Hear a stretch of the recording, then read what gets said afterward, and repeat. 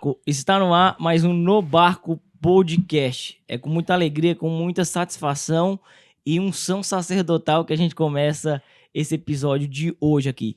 Queria falar pra você, se você ainda não é inscrito nesse canal, provavelmente você tá me ouvindo aí da Paraíba, né? Eu espero, né? Vai ter Vai ter gente da Paraíba, não vai? Os nordestinos. Então se inscreva no canal, ajude a evangelização a chegar mais longe. O YouTube não sabe que esse conteúdo é relevante, ele não sabe que isso aqui é abençoado. Como é que o YouTube percebe que esse conteúdo é bom? Quando você comenta e curte. Aí o YouTube fala assim, olha, é relevante. Então é um conteúdo bom. E você ajuda para que chegue a mais pessoas. Né? A gente tá falando aqui do YouTube, mas é importante lembrar que a gente também tá nas plataformas de áudio. Talvez você esteja só nos ouvindo no Spotify, no Deezer e na Amazon. Tá bom? Então, compartilhe esse conteúdo para que chegue a mais pessoas. Certo? Queria agradecer mais uma vez a José Alto, que tá aqui do meu lado. Tamo junto. Muito obrigado pela sua presença aqui, viu? Obrigado pela sua também. E toda a equipe que nos ajuda aqui do No Barco Podcast. Família Jacob e família Rissati, que ele representa a família Rissati, não é mesmo? É isso. Sem mais delongas, queria receber aqui o padre Fabrício. Padre, uma honra receber o senhor aqui. Sua bênção. Deus o abençoe. Amém. E lhe dê muito juízo. Sua bênção, padre. Deus o abençoe, muita fé, força e coragem. Amém. E juízo também. Eu já ia pensar, o doido sou eu, então. Tava feliz que ele queria ser o doido. Padre Fabrício, importado diretamente da Paraíba. Olha, eu ia tentar falar o nome da cidade, mas não quis arriscar. Eu sou de Taperoá. Estou em Taperoá, no Cariri paraibano. Sou natural da cidade de Patos, no sertão paraibano, mas estou em Taperoá, a cidade que inspirou a obra O Alto da Compadecida. Isso é importante. Olha só. Do Ariano Suassuna. Muito bom. Então é com muita alegria que nós estamos aqui no barco, porque nosso barco não vai afundar, De jeito nenhum. pois nele Jesus está. Amém. Perfeito. Ó, começou do jeito que a gente gosta, hein? Só porque o senhor começou e deu essa moral pra nós, eu já vou dar um presente, então. Tá aqui, ó. Merece, Tá vendo né? aí? Meu Deus do céu! Se comportar bem, ganha presente aqui. Meu Deus do céu! Olha que Ó, delícia. eu espero que o senhor goste desse presente aí. Esse presente, quem nos ajuda a receber bem os nossos convidados é a Sanctorium. Mas espere um pouquinho, pra você não Sim. cair pra trás, tá? Sim, O senhor certamente conhece o texto, reza o texto, e aquele objeto devocional, né, o sacramental, certo? é conhecido muito no Brasil. Agora, o que o senhor vai ter em mãos aqui é um sanctório. Existe o texto, existe o sanctório, é um negócio diferenciado, padre. Olha aí. Isso vai falar aí agora pra mim se é ou se não é. Olha, é Olha aí, ó. poderosíssimo, viu? Imponente, né? Imponente, Tá vendo? com autoridade e poder para expulsar todos os espíritos maus. Eita glória. Tá vendo aí? E essa aí tem a medalha de São Bento, ó. Olha aí. Bonito, chique. Que Satanás beba o próprio veneno e não inocule esse veneno em nós, porque nós nascemos para inocular a graça, a bênção, a glória e a vitória, e não o demais. veneno de Satanás. Amém. Eita O glória. Sanctório Foi. chegou numa mão ungida. Então, o Sanctório, padre, é um produto com peças exclusivas. Você não encontra outro fabricante de texto com essas peças que estão disponíveis no Sanctório. Tanto a medalha, o crucifixo, é tudo feito com muita excelência, tá? Então, se você não conhecia Sanctório, conhece agora. E comprando na Sanctório, você ajuda o No Barco a continuar navegando. E a boa notícia para você é que, comprando e dizendo que você conhecer a Sanctório aqui no Barco, você ganha 10% de desconto. E é importante que você coloque isso lá. Porque os meninos vão ver, olha só, o pessoal tá vindo pelo No Barco, né? Às vezes a pessoa chega lá, compra, não fala que veio por aqui, avisa lá, foi pelo No Barco. No Barco 10 você ganha 10% de desconto aí nos produtos da Sanctório. Amém? Perfeito. Recado tá dado. Aí, quando o senhor for rezar, agora o senhor lembra de nós, viu? Com certeza, vou rezar muito por você. Não, e toda vez que eu peço pra alguém rezar por mim, principalmente na hora do texto, eu digo assim, ó, não reze dessa forma. Ah, senhor, por Eu rezo por todas as pessoas que me pediram oração. Não, vai rezar pelo No Barco, viu? O senhor é nosso padrinho de oração. Olha a resposta. Para esse barco chegar na outra margem Exatamente. do lago de Genezaré, Isso. mar de Tiberíades, o mar da Galileia, a outra margem que Deus preparou para cada um de nós, que é a margem da bênção, da prosperidade, das conquistas, das lutas, mas também das vitórias. Então vamos com Jesus, não vamos afundar, não vamos perecer e vamos chegar do outro lado, o lado onde Jesus está com os braços abertos, esperando por mim e esperando por você. Perfeito. Bom demais. Sentiu já o drama, né? Do Bom. episódio de hoje? Então fica aí. Ô, padre, antes de mais nada, para nós também, que estamos conhecendo o Senhor, e para o público do No Barco, que ainda não conhecia Padre Fabrício, Eu queria que o senhor fizesse uma apresentação breve, assim, né? Quem é o senhor? Quando que começou esse discernimento vocacional? Quanto tempo o senhor tem de sacerdócio? Para que a gente se torne mais próximo do Padre Fabrício. Eu sou o Padre Fabrício Dias Timóteo, sou da cidade de Patos, no sertão paraibano, e tenho 43 anos de idade. É jovem? Entrei no seminário com 19 anos de idade, na minha diocese mesmo, em Patos, e fiz filosofia em Campina Grande, também na Paraíba, depois teologia na capital paraibana, João Pessoa, e aí voltei para a minha diocese, fui ordenado dia 9 de janeiro de 2009, na Catedral Nossa Senhora da Guia, fui designado para a minha primeira paróquia, Paróquia São Sebastião, municípios, nomes estranhos para vocês, Catingueira e Emas, 2 cidades. Lá fiquei 2 anos, 5 meses e 2 dias. Depois fui para a segunda paróquia, Paróquia Nossa Senhora da Conceição, no município chamado São Mamede. E hoje estou na minha terceira paróquia, também Nossa Senhora da Conceição, agora Taperoá, Paraíba. E graças a Deus, Deus vem operando e a gente se deixando ser levado, ser guiado, ser conduzido por Ele, para que Ele faça a obra. O meu lema sacerdotal, que Cristo cresça e eu diminua, que Cristo apareça e eu desapareça. A Ele toda honra, toda glória e todo louvor. Que bênção, padre. Muito bom. Tem quase aí, 14 anos, então, pelas minhas contas aqui? Eu tenho 14 anos de sacerdócio ministerial, 14 anos de padre, e se fosse para entrar novamente no seminário, entraria novamente. Na época foi uma decisão um pouco difícil, porque minha família não era uma família católica, como a gente pode dizer assim, meio paradoxalmente, praticante. Certo. Era só aquela católica de IBGE, Uhum. de estatística. E eu estava fazendo a faculdade de Direito na Universidade Regional do Cariri, no Ceará, no interior do Ceará. E eu fiz uma opção muito radical, muito brusca, de fechar o curso.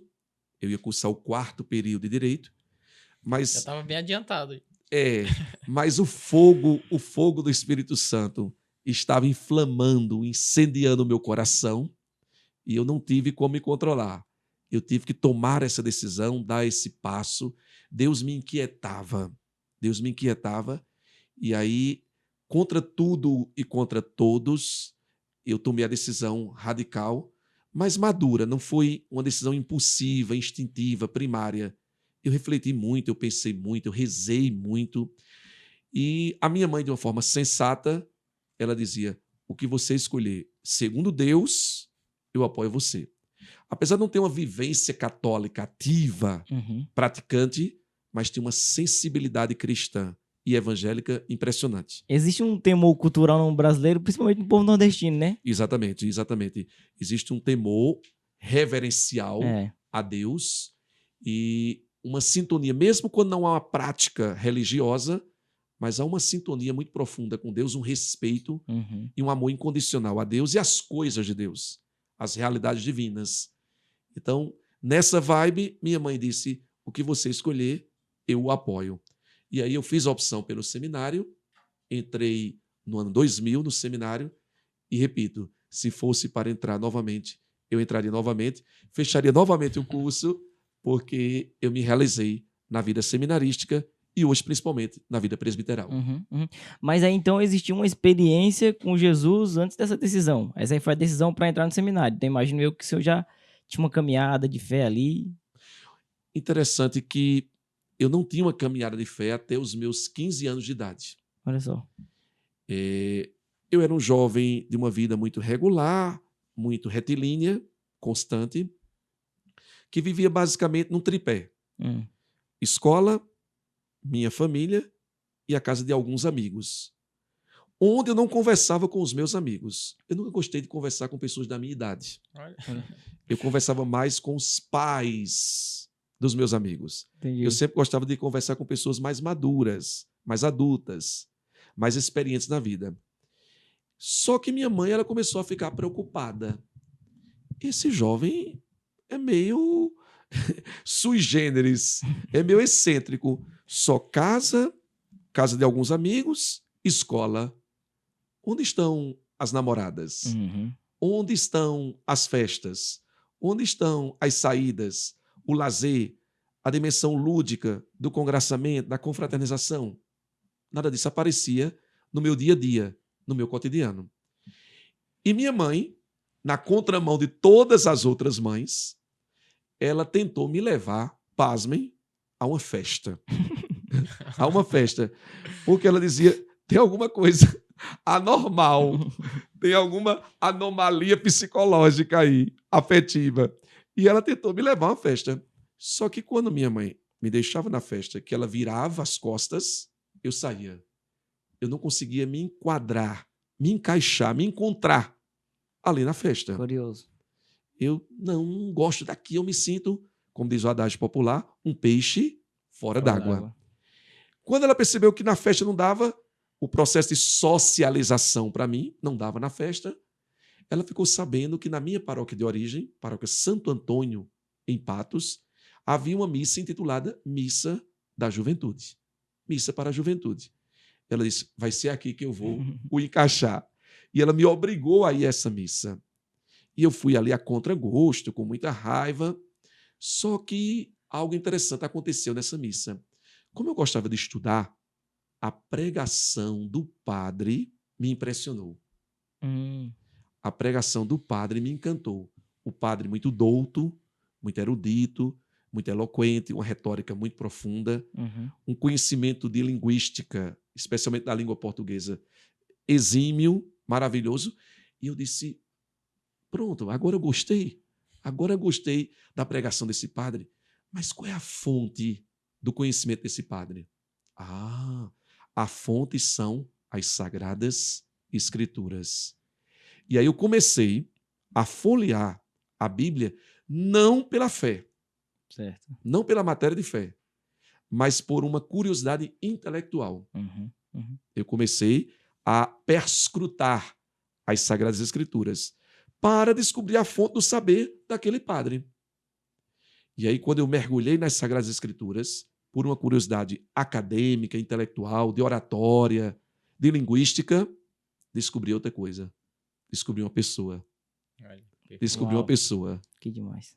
Aí, quando eu descobri essa pessoa com P maiúsculo, que hoje eu sei que é uma pessoa teândrica, humano-divina, e divino-humana, que é Jesus de Nazaré, Jesus Cristo, nosso Senhor, aí eu me apaixonei por essa pessoa. Por isso que até hoje eu sou profundamente cristocêntrico. Claro, trinitário, porque é impossível ser cristocêntrico, ser cristológico e não ser trinitário, obviamente. Cristo vive na relação perpétua na Santíssima Trindade. Então, eu sou cristocêntrico porque eu me apaixonei por Jesus. Eu encontrei a Trindade em Jesus. E a partir desse meu encontro, desse meu mergulho em Jesus, a ponto de eu tentar parafrasear São Paulo, já não sou eu que vivo, mas é Cristo quem vive em mim. Depois que eu encontrei Jesus, aí minha vida ganhou um outro sentido, minha fé ganhou um outro sentido, minha caminhada ganhou um novo significado, uma nova alegria, uma nova força, uma nova motivação. E eu já não conseguia mais ficar na faculdade, porque eu quis largar tudo, largar os barcos e as barcas, as seguranças ou as pseudo-seguranças da minha vida e seguir incondicionalmente a Jesus de Nazaré. E nessa época, nesse encontro que o Senhor teve com Cristo, aí no coração da sua mãe, cessou essa busca que ela tinha de o Senhor, talvez até uma preocupação, dá até para compreender, né, de uma mãe, do filho ali se relacionar mais, ter mais convívio. Cessou ou ela notou alguma coisa ainda que a incomodava? Não, interessante que ela achou estranho que nas primeiras idas à missa eu ia sempre obrigado, motivado pela força coercitiva da mãe. Mas depois ela começou a estranhar. Não estou entendendo, Fabrício está indo agora de livre e espontânea vontade, indo voluntariamente. Mas aí ela começou a perceber que eu estava me socializando com os jovens, pastoral da juventude e renovação carismática católica, depois santas missões populares, onde surgiu minha vocação presbiteral, porque nas santas missões eu comecei a ter contato com as pessoas simples, as pessoas humildes, as pessoas mais pobres, e todas as pessoas diziam, lançando a semente de Deus no meu coração. As pessoas diziam: você tem jeito de ser padre. Você fazia uma pergunta: você vai ser padre? Não, eu faço direito. Não, você vai ser padre. Então você tem jeito de padre, de sacerdote, de homem religioso.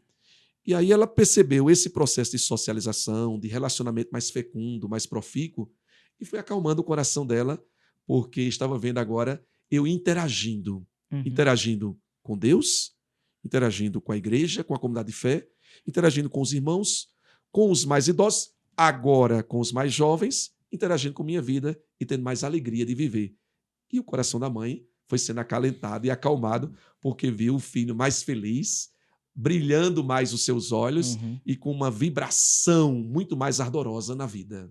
Que demais. Eu achei curioso o senhor contando esse processo, porque você vê nitidamente que é um encontro com a pessoa a ponto de impactar, mudar a vida e chamar a ser um sacerdote da igreja, mas que não acontece aos olhos humanos algo nada sobrenatural. Porque o mais sobrenatural é justamente a transformação do coração, né? O rendimento a Cristo, assim. Eu me rendi agora. Porque uma vez eu escutei um padre falando o seguinte: muitas ovelhas chegam diante ali, da missa para ser alimentada e acaba saindo com fome porque querem ouvir uma palavra, né, de verdade, de força, e não conseguem. As pregações, de modo geral, são muito fracas. E eu achei curioso, o senhor falou assim, o que me chamou a atenção foi a pregação daquele padre, que me fez buscar a fonte dessa pregação.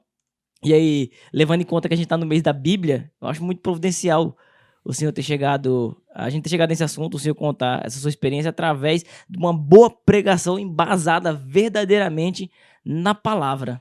Mas São Paulo ele nos diz em Romanos capítulo 10 que a fé veio pelo ouvir, veio pela pregação.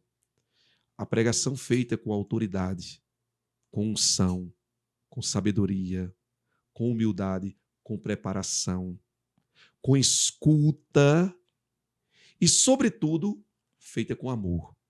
Eu fico impressionado como nos Atos dos Apóstolos, Pedro, de quem vocês são devotos, Pedro, numa pregação querigmática pós-Pentecostes, Pedro conseguiu converter o coração de 3.000 pessoas. Demais. Em outra pregação querigmática de 5.000 pessoas, um homem rude, provinciano, iletrado, analfabeto, com uma cosmovisão bem curtinha, bem estreita da vida, pescador, e agora ele pesca numa pregação 3.000 pessoas, em outra pregação 5.000 pessoas. Meu Deus, que unção é essa? Que autoridade evangélica é essa? Que poder cristão é esse? Que derramamento profuso e abundante do Espírito Santo de Deus é esse? Aí Pedro se deixa ser usado. Ele se deixa ser instrumento de trabalho nas mãos de Deus. Quando você prega com autoridade, com poder, com humildade, com confiança, com sabedoria, com preparação, inclusive preparação acadêmica, intelectual, teológico, bíblica, preparação mesmo, epistemológica, mas, sobretudo, com amor, em clima de oração, a pregação tem poder. A pregação tem poder.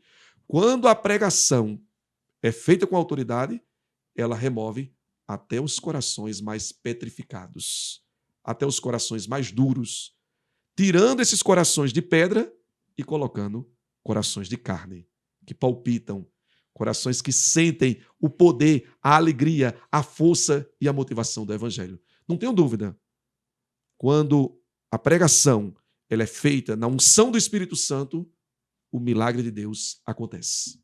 Que demais. Muito bom. E interessante que, quando eu cheguei na faculdade, depois da minha experiência cristológica, tinha um colega meu Interessante que tinha um colega meu que era padre Vileci. Então, foi na faculdade com quem eu tive mais contato com o padre diretamente, foi na faculdade de Direito, Uhum. com o padre Vileci. E depois eu tinha um outro colega chamado Calbi Filho, que ele era especial. Ele era especial. Você vê como Deus usa as pessoas. Uhum. E ele era especial. A mãe dele sempre o acompanhava. A mãe dele fez o curso de Direito com ele. Sempre o acompanhava. Dona Lúcia. E Dona Lúcia, eu já me interrogando, me questionando, com a inquietude de Deus, Deus ali me inquietando, mexendo comigo, trabalhando comigo. Dona Lúcia chegou e disse, no intervalo da faculdade, o seu lugar não é aqui. Olha só. Sem eu comentar nada. A sensibilidade maternal. Ela disse, seu lugar não é aqui. Mas, Dona Lúcia, por quê? Eu não estou aqui com seu filho, Calbi Filho, com os outros colegas da faculdade? Não. O seu lugar é se entregar totalmente a Jesus Uau. de Nazaré. Dona Lúcia, ó, Foi instrumento na de Deus. intimidade. Intimidade com Deus. Então, Deus, ele se utiliza das pessoas. Uhum. E quando você se deixa ser trabalhado, quando você se deixa ser utilizado por ele, o Espírito faz a obra. Uhum. Você lembra que Jesus disse que não preparem a defesa de vocês. Sim. Não preparem a defesa de vocês. Mas é o Espírito Santo que lhes dará palavras tão acertadas que nenhum inimigo lhes resistirá. Nenhum mal os derrotará.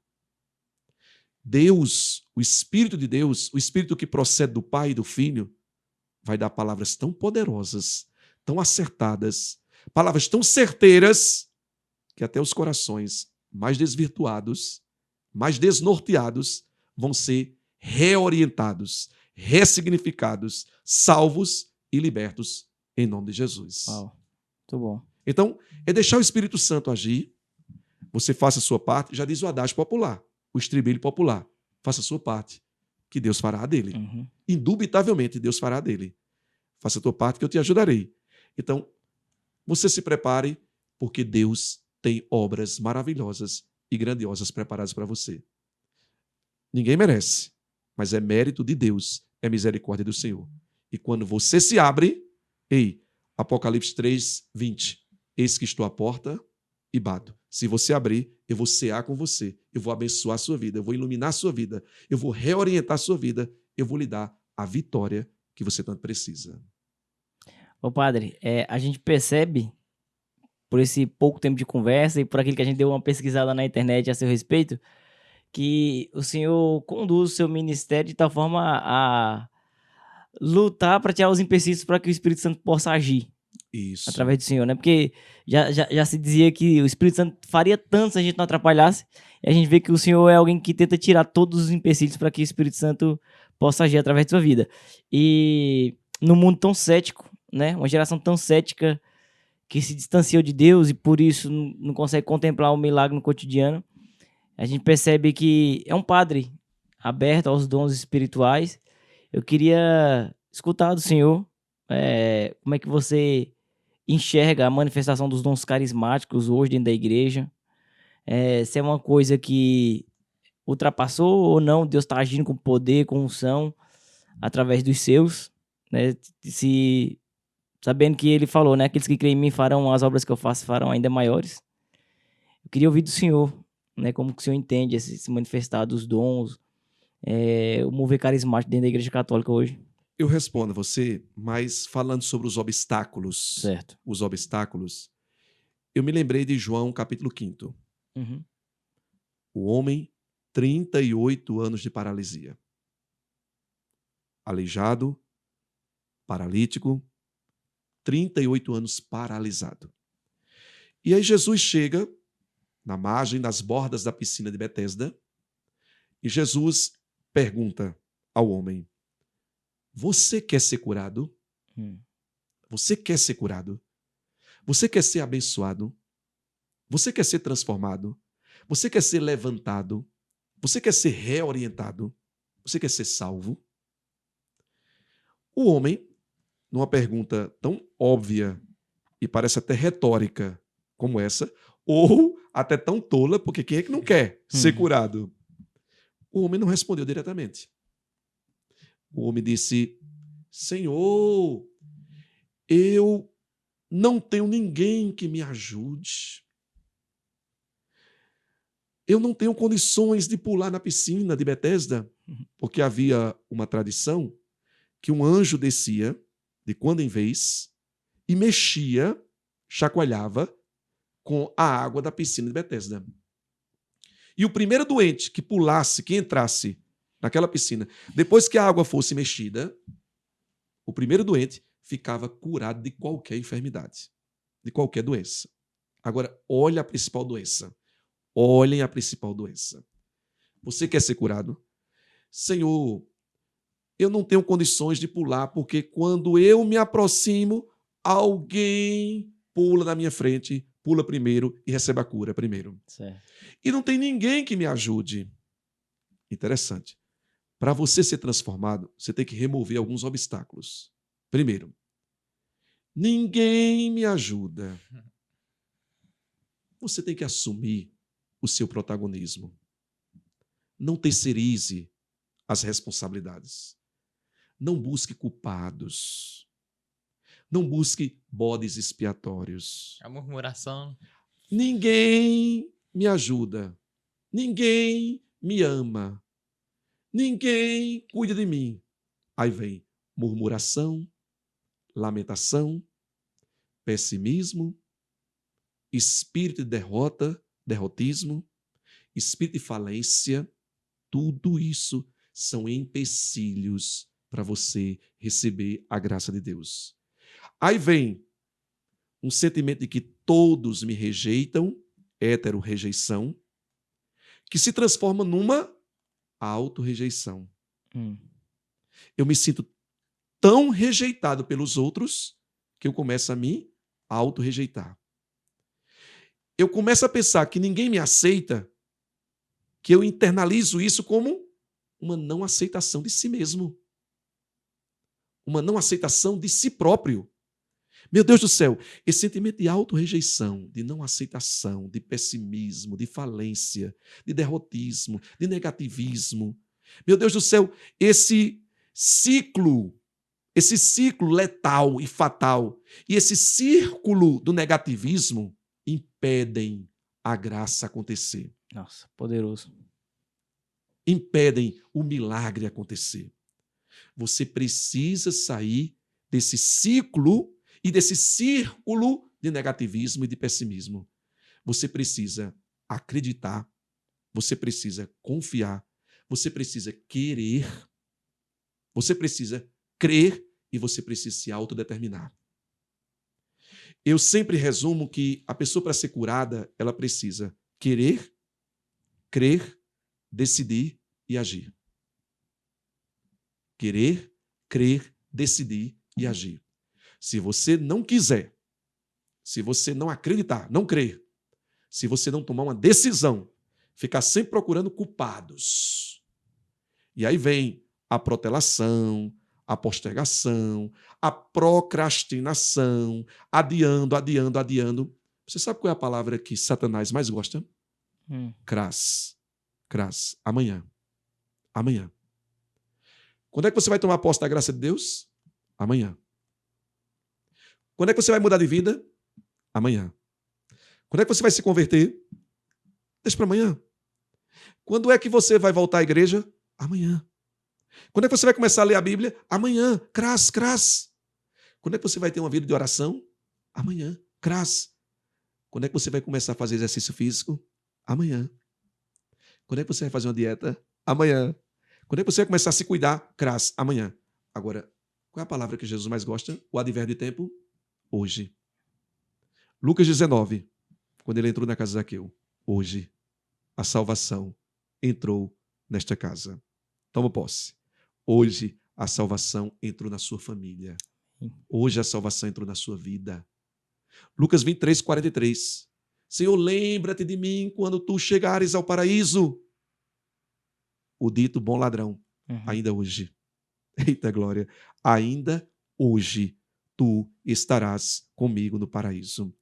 ainda hoje tu estarás comigo no plano de salvação, de vitória e de felicidade que eu preparei para ti. Ainda hoje. Portanto, não adie para amanhã. Comece hoje, porque no hoje eterno de Deus tem uma bênção preparada para você. Tem uma graça preparada para você. Então vamos remover esses obstáculos todos.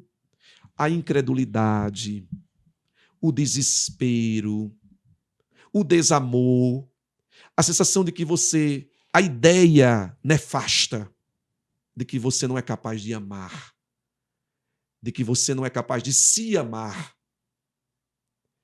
A ideia, meu Deus, equivocada, que você não pode se relacionar de uma forma sadia e equilibrada com Deus, com você mesmo, com os outros, com a sua família, com a sua vida.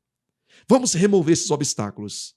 E eu tenho certeza, uma certeza indubitável, que o milagre de Deus vai acontecer na sua vida. Falando em milagre... Então, se não atrapalhar, Deus faz, né, padre?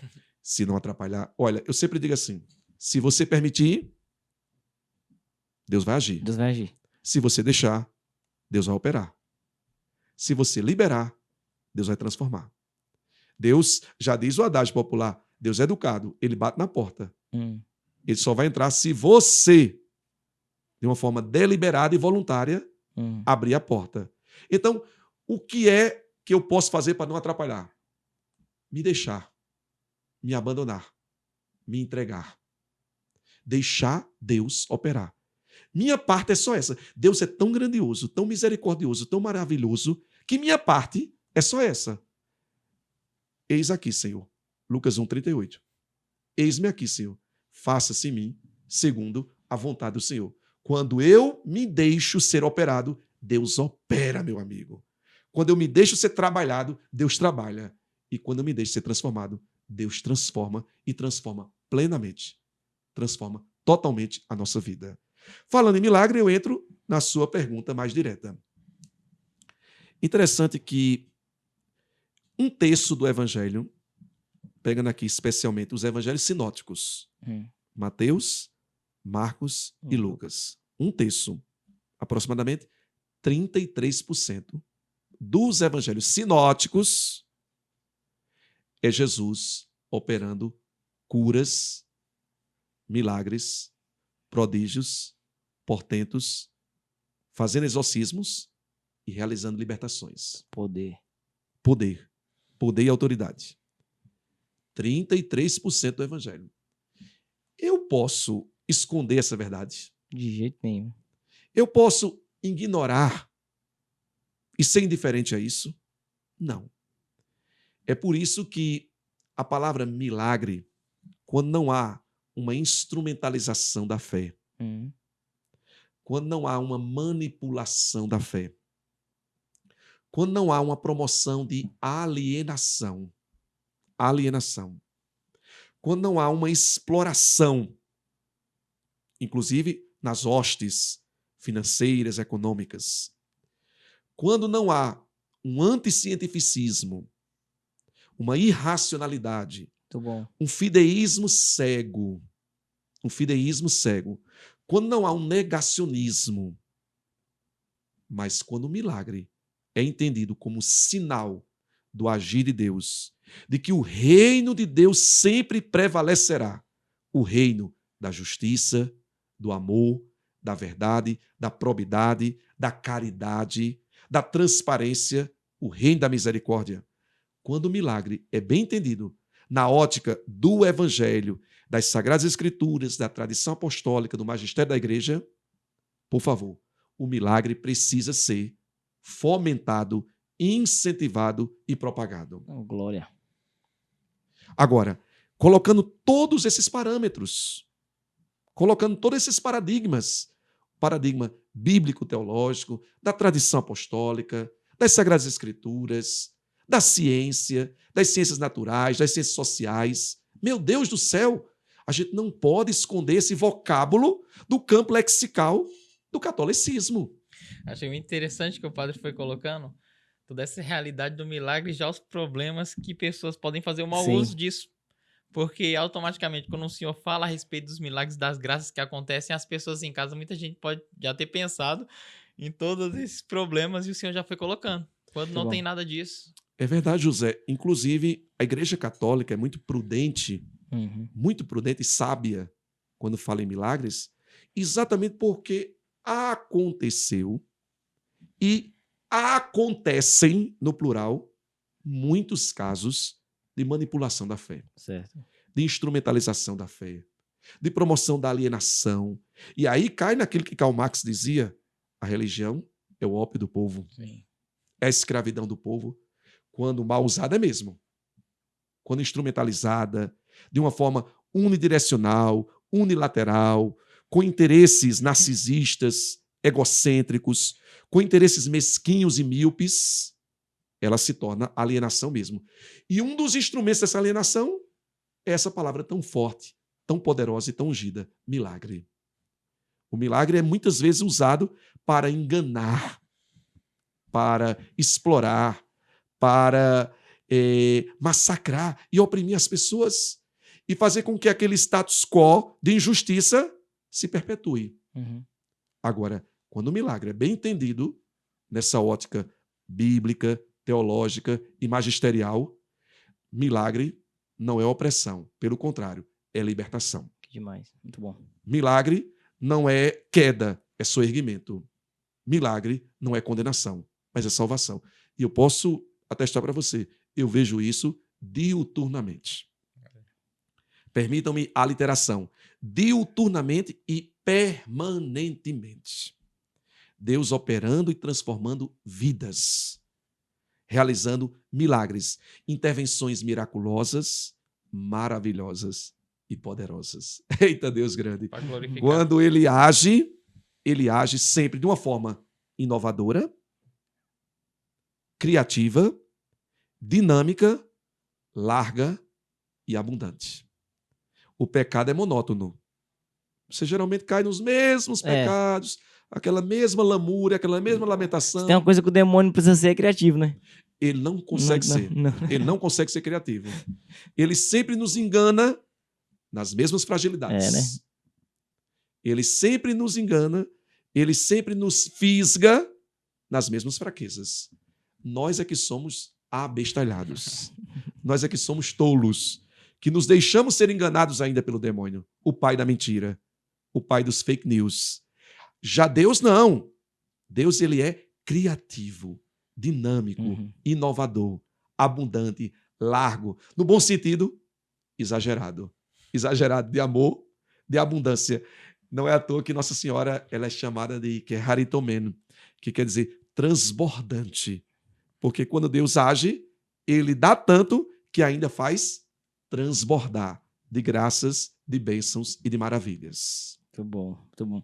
Ô padre, e o senhor consegue então trazer essa realidade de ser sensível aos dons, aos milagres, para dentro do rito da Santa Missa? Exatamente, porque primeiro a nossa igreja ela é múltipla, ela tem uma multiplicidade de dons, de carismas e, consequentemente, de ministérios. Certo. De ministérios. A nossa igreja ela tem duas dimensões: a dimensão petrina e a dimensão paulina. A dimensão hierárquica e a dimensão carismática. Muito bom. Essas duas dimensões não podem estar dissonantes. Uau. Não podem estar dissonantes. Tem um grande amigo nosso que ele veio aqui já algumas vezes, Fernando Nascimento.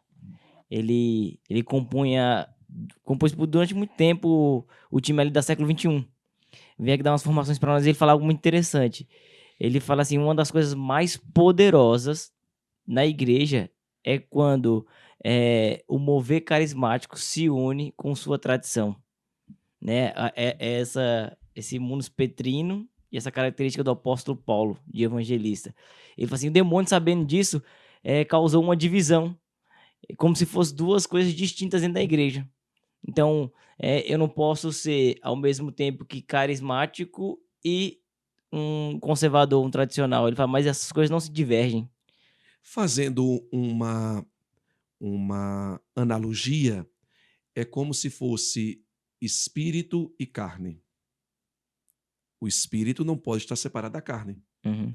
E a carne não pode estar separada do espírito. Outra analogia, fé e obras. Entendi. Fé e obras. Outra analogia, a dimensão horizontal da cruz e a dimensão vertical da cruz. Certo? Nós temos que ter a dimensão ad intra e a dimensão ad extra. Ad intra, a estrutura interna da igreja.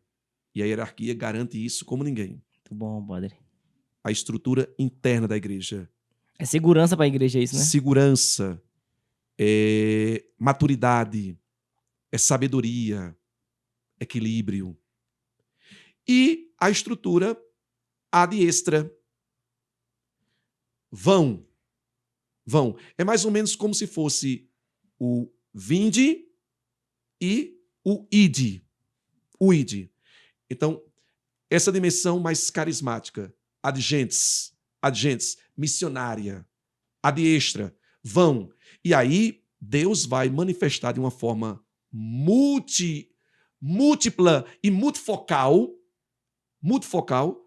o seu poder. O seu poder. E quando ele manifesta de uma forma multifocal o seu poder, ele vai manifestando através de diversos dons, diversos carismas, diversos talentos, diversas habilidades. Eu acabei de dizer que o Espírito Santo é dinâmico. Acabei de dizer que o Espírito Santo é criativo. Então, o Espírito Santo, ele age de forma diferente, em contextos diferentes, mas sempre com o mesmo sentido: converter as pessoas. Então, os dons manifestam exatamente isso. A variedade do Espírito Santo, a multiplicidade do Espírito Santo, a criatividade do Espírito Santo, a dinamicidade do Espírito Santo, a sabedoria do Espírito Santo. Cada contexto exige uma resposta diferente, uma metodologia diferente, uma pedagogia diferente, um jeito diferente de apresentar o mesmo Jesus, que é ontem, hoje e sempre. Portanto, essas duas dimensões, elas precisam estar coesas, harmônicas. A dimensão da hierarquia, estrutura interna, e a dimensão carismática, dimensão externa, missionária, dos dons, dos carismas, dos talentos. Meu Deus do céu, o Espírito Santo, ele chega naquele contexto e diz assim: aqui, esse carisma impacta mais. Nessa realidade aqui, esse carisma vai impactar mais, vai chamar mais atenção, vai mexer mais, vai trabalhar mais. O Espírito Santo conhece até a diversidade das culturas, a diversidade das etnias, das raças, das línguas, das manifestações culturais. Por isso, o Espírito Santo, falando sempre do mesmo Jesus, sempre do mesmo Evangelho, sempre da essência, da linguagem transcendental da liturgia, ele vai apresentando através de um dom específico, de uma forma muito mais enculturada, de uma forma muito mais encarnada, de uma forma muito mais acessível àquela cultura, àquele povo e àquela gente. Portanto, as armas com as quais o Espírito Santo fala a diversas culturas, de diversos modos, do mesmo Jesus, são os diversos dons e os diversos carismas. Quando eu chego para você, o Espírito Santo, ele me coloca que um determinado carisma vai tocar mais sua mente e seu coração. Quando eu chego já para você, o Espírito Santo coloca que outro carisma, outro dom, vai tocar mais sua mente e seu coração. Gente, isso é rico. Perfeito. É maravilhoso. Isso é algo extraordinário. Nós não podemos separar Pedro de Paulo. Se bem que eles brigaram lá em Gálatas, mas depois chegaram a um bom senso. Sim. Se não é possível chegar a um consenso, pelo menos de uma forma cristã, cheguemos a um bom senso. Daí Paulo dizer: suportem-se uns aos outros, porque eu não cresço com o igual, eu cresço com o diferente. A ponto até de celebrar uma festa dos dois, né? De Pedro e Paulo. É, tem até a festa. A igreja fala assim, vai ter uma festa dos dois pra aprender quem é amiguinho. Muito bom. Padre, eu tava pensando aqui, a gente comentando, o senhor celebrando a missa, a gente tinha 110 1.000 pessoas participando da Santa Missa, né? Numa cidade de 16 mil habitantes. Isso que é o mais A conta não impressionante. fecha, né? E o que mais se ouve é o que, nossa, que impressionante. De fato, né? Tantas pessoas na Santa Missa. A ponto de você pegar, sei lá, o show do Rolling Stones e se tiver um tanto de pessoas desse, não se fala, nossa, que impressionante. Porque são bons, né? E tudo mais, sabendo que a Santa Missa é o maior acontecimento já concretizado na nossa terra, né? Isso não era para se espantar. Interessante, José. José. Isso. Boa análise. José. Interessante, José, que eu sempre digo para as pessoas, quem cura é Jesus na Eucaristia. Quem salva é Jesus na Eucaristia. E sempre digo para as pessoas, a Eucaristia é um mistério inesgotável. Inesgotável. É um mistério infinito. E a Eucaristia, ela tem múltiplos aspectos. Múltiplos aspectos. Eu estou acompanhando com uma certa preocupação que algumas pessoas estão fragmentando os aspectos da Eucaristia e estão reduzindo a Eucaristia a um aspecto que lhes convém. A Eucaristia, ela tem, entre tantos aspectos, entre tantas dimensões, eu vou resumir em 4 dimensões, que não podem ser separadas. Isso é heresia. Isso é heresia. Separar as dimensões da Eucaristia. A Eucaristia, ela é santo sacrifício incruento, Ótimo. perpetuação do sacrifício de Cristo na cruz. Certo? Prolongamento e atualização do santo sacrifício de Jesus na cruz.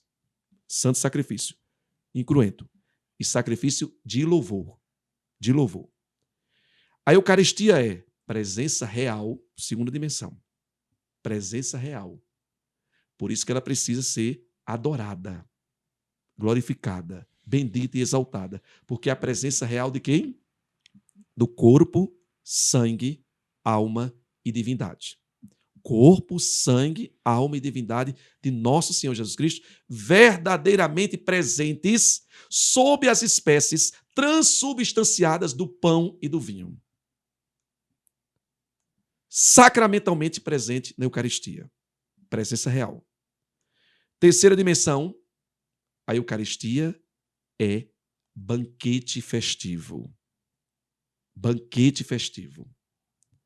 Eu nunca vi você ir a um banquete festivo com cara de sexta-feira da paixão. Pelo amor de Deus. Banquete festivo subtende alegria. Não estou falando de euforia, não.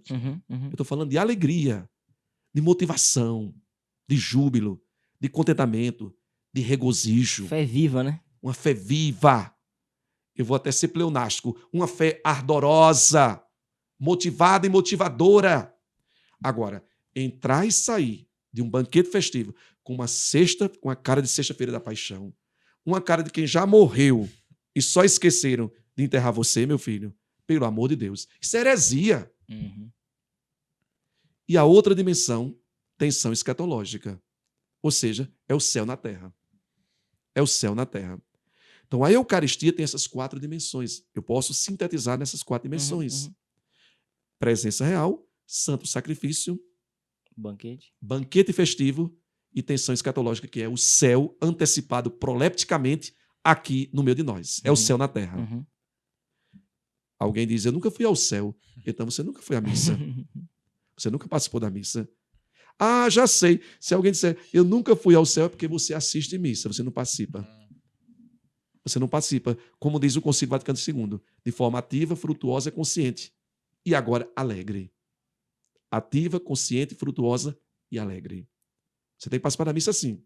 Então, se a gente tivesse consciência do que é a missa, como diria Padre Pio, ia ter que ter guardas contendo a multidão. Então, 100 mil seria pouco, né? Se todo mundo tivesse consciência do que é a Santa Missa. Meu irmão, seria uma multidão muito pequena se a gente descobrisse a riqueza da missa, a profundidade da missa, Realmente. o céu que é a missa, Jesus verdadeiramente presente na missa. Olha, a palavra de Deus diz o quê? Em Cristo estão todos os tesouros da ciência e da riqueza. Na missa, meu irmão, estão todos os tesouros da ciência, da sabedoria e da riqueza. A palavra de Deus diz: em Cristo temos tudo de modo pleno, de modo perfeito. Então, na missa você tem tudo. Pronome definido, tudo. E nessa regra geral não há exceção. Você tem tudo que você precisa para ser feliz. Tudo que você precisa para ser realizado. Tudo que você precisa para você se sentir e, de fato, o ser abençoado, agraciado e, sobretudo, regozijado no Senhor. Ô, padre, então, com base nisso que o senhor está nos ensinando aqui, tem que se tomar o cuidado para não ser seletivo, de acordo com o seu pensamento, ou com as suas experiências pessoais, a focar muito numa dimensão da missa, porque é mais interessante para você, né? Estão fazendo não teologia, estão fazendo ideologia. Isso. Ideologia. Eu pego a minha ideia que me é conveniente, que me apraz, comichão aos meus ouvidos, Certo. que é mais oportuna aos meus interesses. Próprio do meu grupo, né? Da minha Do divisão. meu grupo, da minha pastoral. Não é? Isso é manipulação de um sacramento que é inesgotável, que ao mesmo tempo é mensurável e transcendental. Ao mesmo tempo é acessível e foge ao nosso controle. Ninguém pode controlar, nem manipular, nem instrumentalizar a Eucaristia.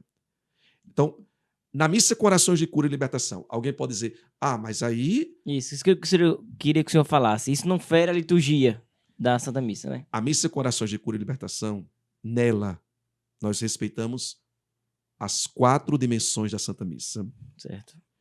E nós respeitamos as 4 partes da missa.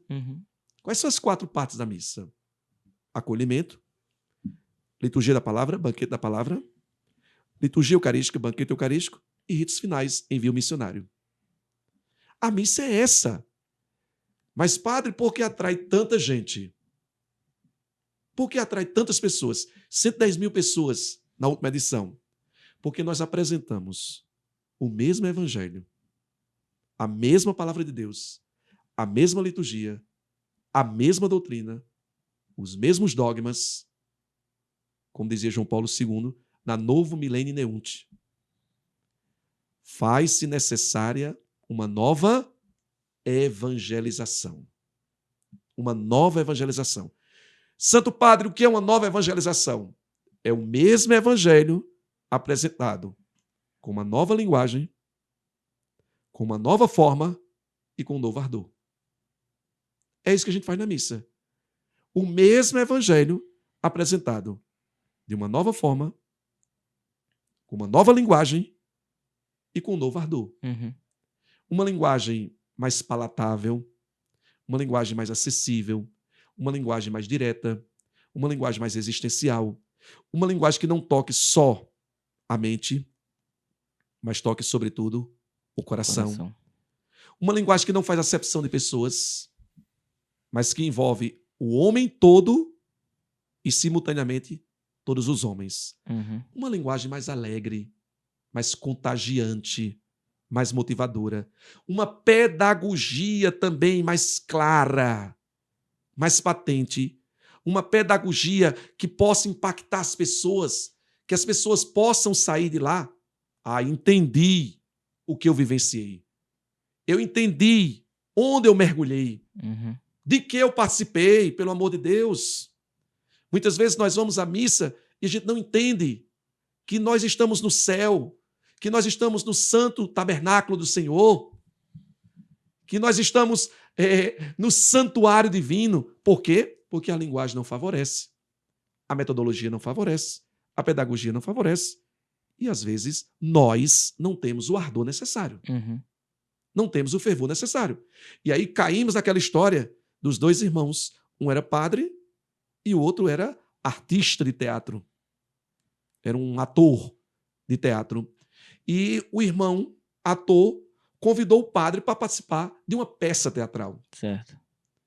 E esse irmão padre chegou lá, viu todo mundo olhando para aquela peça, todo mundo envolvido, todo mundo chorando, todo mundo emocionado, todo mundo fervoroso, todo mundo em êxtase, todo mundo em êxtase, e ali todo mundo alegre naquela peça. Quando terminou a peça, o irmão padre chegou para o irmão ator e disse: agora eu o convido para você participar de uma missa que eu vou presidir. Justo, né? Como é? É justo. É justo, né? O feedback. Vamos agora. E aí o irmão ator foi à missa. Chegou lá, todo mundo dormindo, olhando para o relógio. Esse padre não termina, não. Esse padre está conversando demais. Esse padre se prolonga demais. Dá logo um problema de circulação, todo mundo coçando nas pernas, todo mundo inquieto. Essa missa, meu Deus! E aí o irmão padre olhou para o irmão ator e disse: por quê? Lá no teatro, na peça teatral, todo mundo se envolvia, todo mundo se emocionava.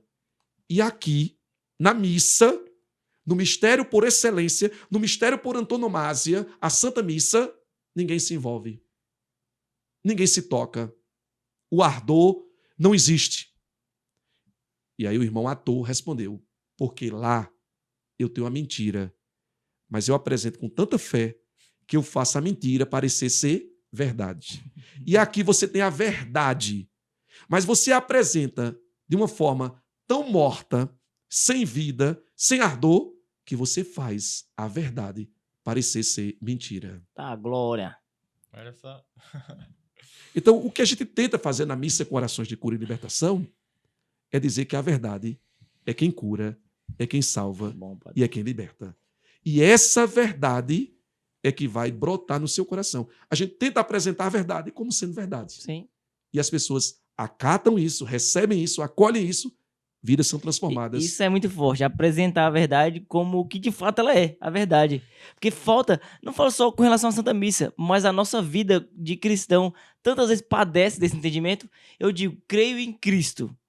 E quando sai, sei lá, dos ambientes comuns, trabalho, supermercado, sei lá, faculdade, parece que esse cristianismo ele não é vivo e apresentado como deveria ser, sendo o que é.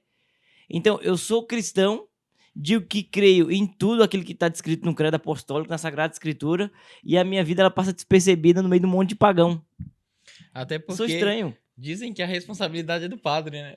Joga E o só nas costas do padre. Como se o cristão não tivesse a responsabilidade também de ser O cristão. maldito clericalismo. É. O maldito clericalismo. Bento XVI batia muito nessa tecla, né? Exatamente.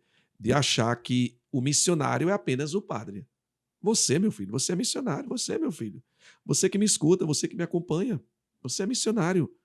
Todos nós, sem exceção, sem exceções, somos chamados a ser sal da terra, luz do mundo Uhum. e fermento na massa. Todos nós recebemos o mandato missionário de Mateus capítulo 28. Vão conosco, seu bando de preguiçosos, seus inertes, inaptos, seus incrédulos. Vão e anunciem a todos o evangelho. Preguem a todos o poder da minha palavra. Anunciem a todos a glória do meu nome. E façam com que todos se tornem meus discípulos, batizando-os em nome do Pai, do Filho e do Espírito Santo.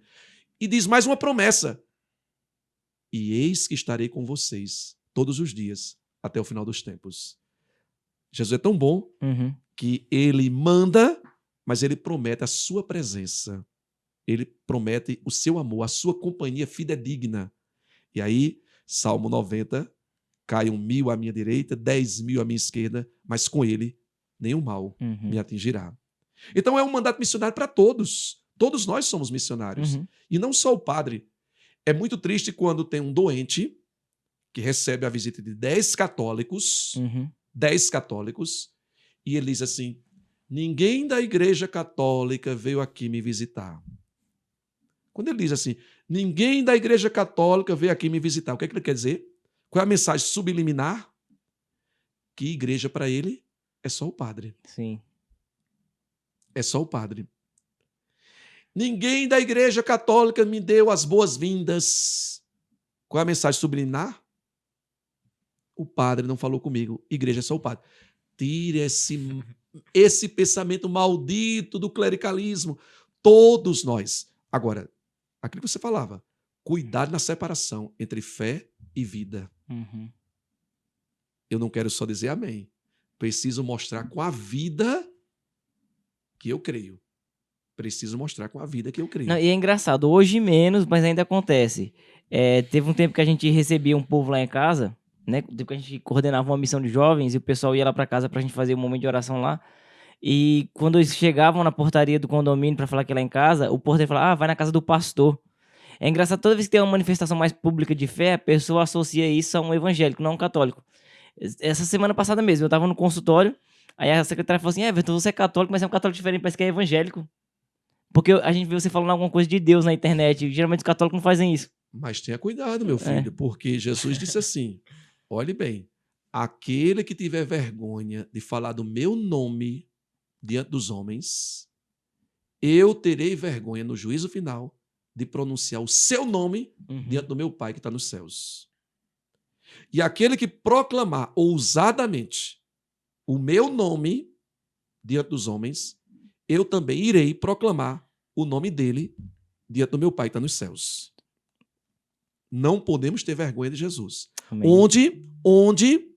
Na família, na universidade, na escola, no trabalho, nas relações comerciais, em todas as relações interpessoais, no trânsito, na rua, na política, na economia, na cultura, na sociedade, no lazer, na dimensão lúdica da vida, enfim, em todas as dimensões, em todas as facetas e em todos os aspectos da sua vida, você tem que estar cristificado. Que demais. Muito Cristificado.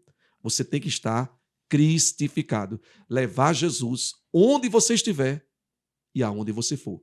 Não só com palavras, flatus voces, Sim. palavras vazias, mas, sobretudo, pela obra, Sim, pelas ações. É engraçado assim, às vezes você vê uma manifestação poderosa de Deus, é claro, Deus sempre vai surpreender, mas se surpreende como se ele não fosse capaz de fazer aquilo que ele fez. E isso fica provado como? Às vezes você vai falar de Jesus, você fala de forma tão tímida, mas quando você vai falar, por exemplo, de alguém que você admira muito, um artista, você fala parece que com muito mais vigor. Aquele cara, ele de uma forma mais vibrante, não né? É? Por isso que Jesus disse assim, o que vocês escutaram sob os telhados, proclame agora sobre os telhados. O que vocês escutaram nas ocultas, nos silêncios da vida, nos escondidos da vida, agora proclame de uma forma pública. De uma forma pública. A gente tem procurado fazer lá na minha cidade, no Cariri da Paraíba, uma ousada profecia. Uma ousada profecia. Quando as graças acontecem, nós testemunhamos Glória a Deus. as graças alcançadas, as bênçãos recebidas. Quem fez? Jesus. Por meio de quem? Do Santo Espírito, que é o exegeta por excelência e o hermeneuta por excelência. Ele interpreta e atualiza. Eita! Ele interpreta e atualiza.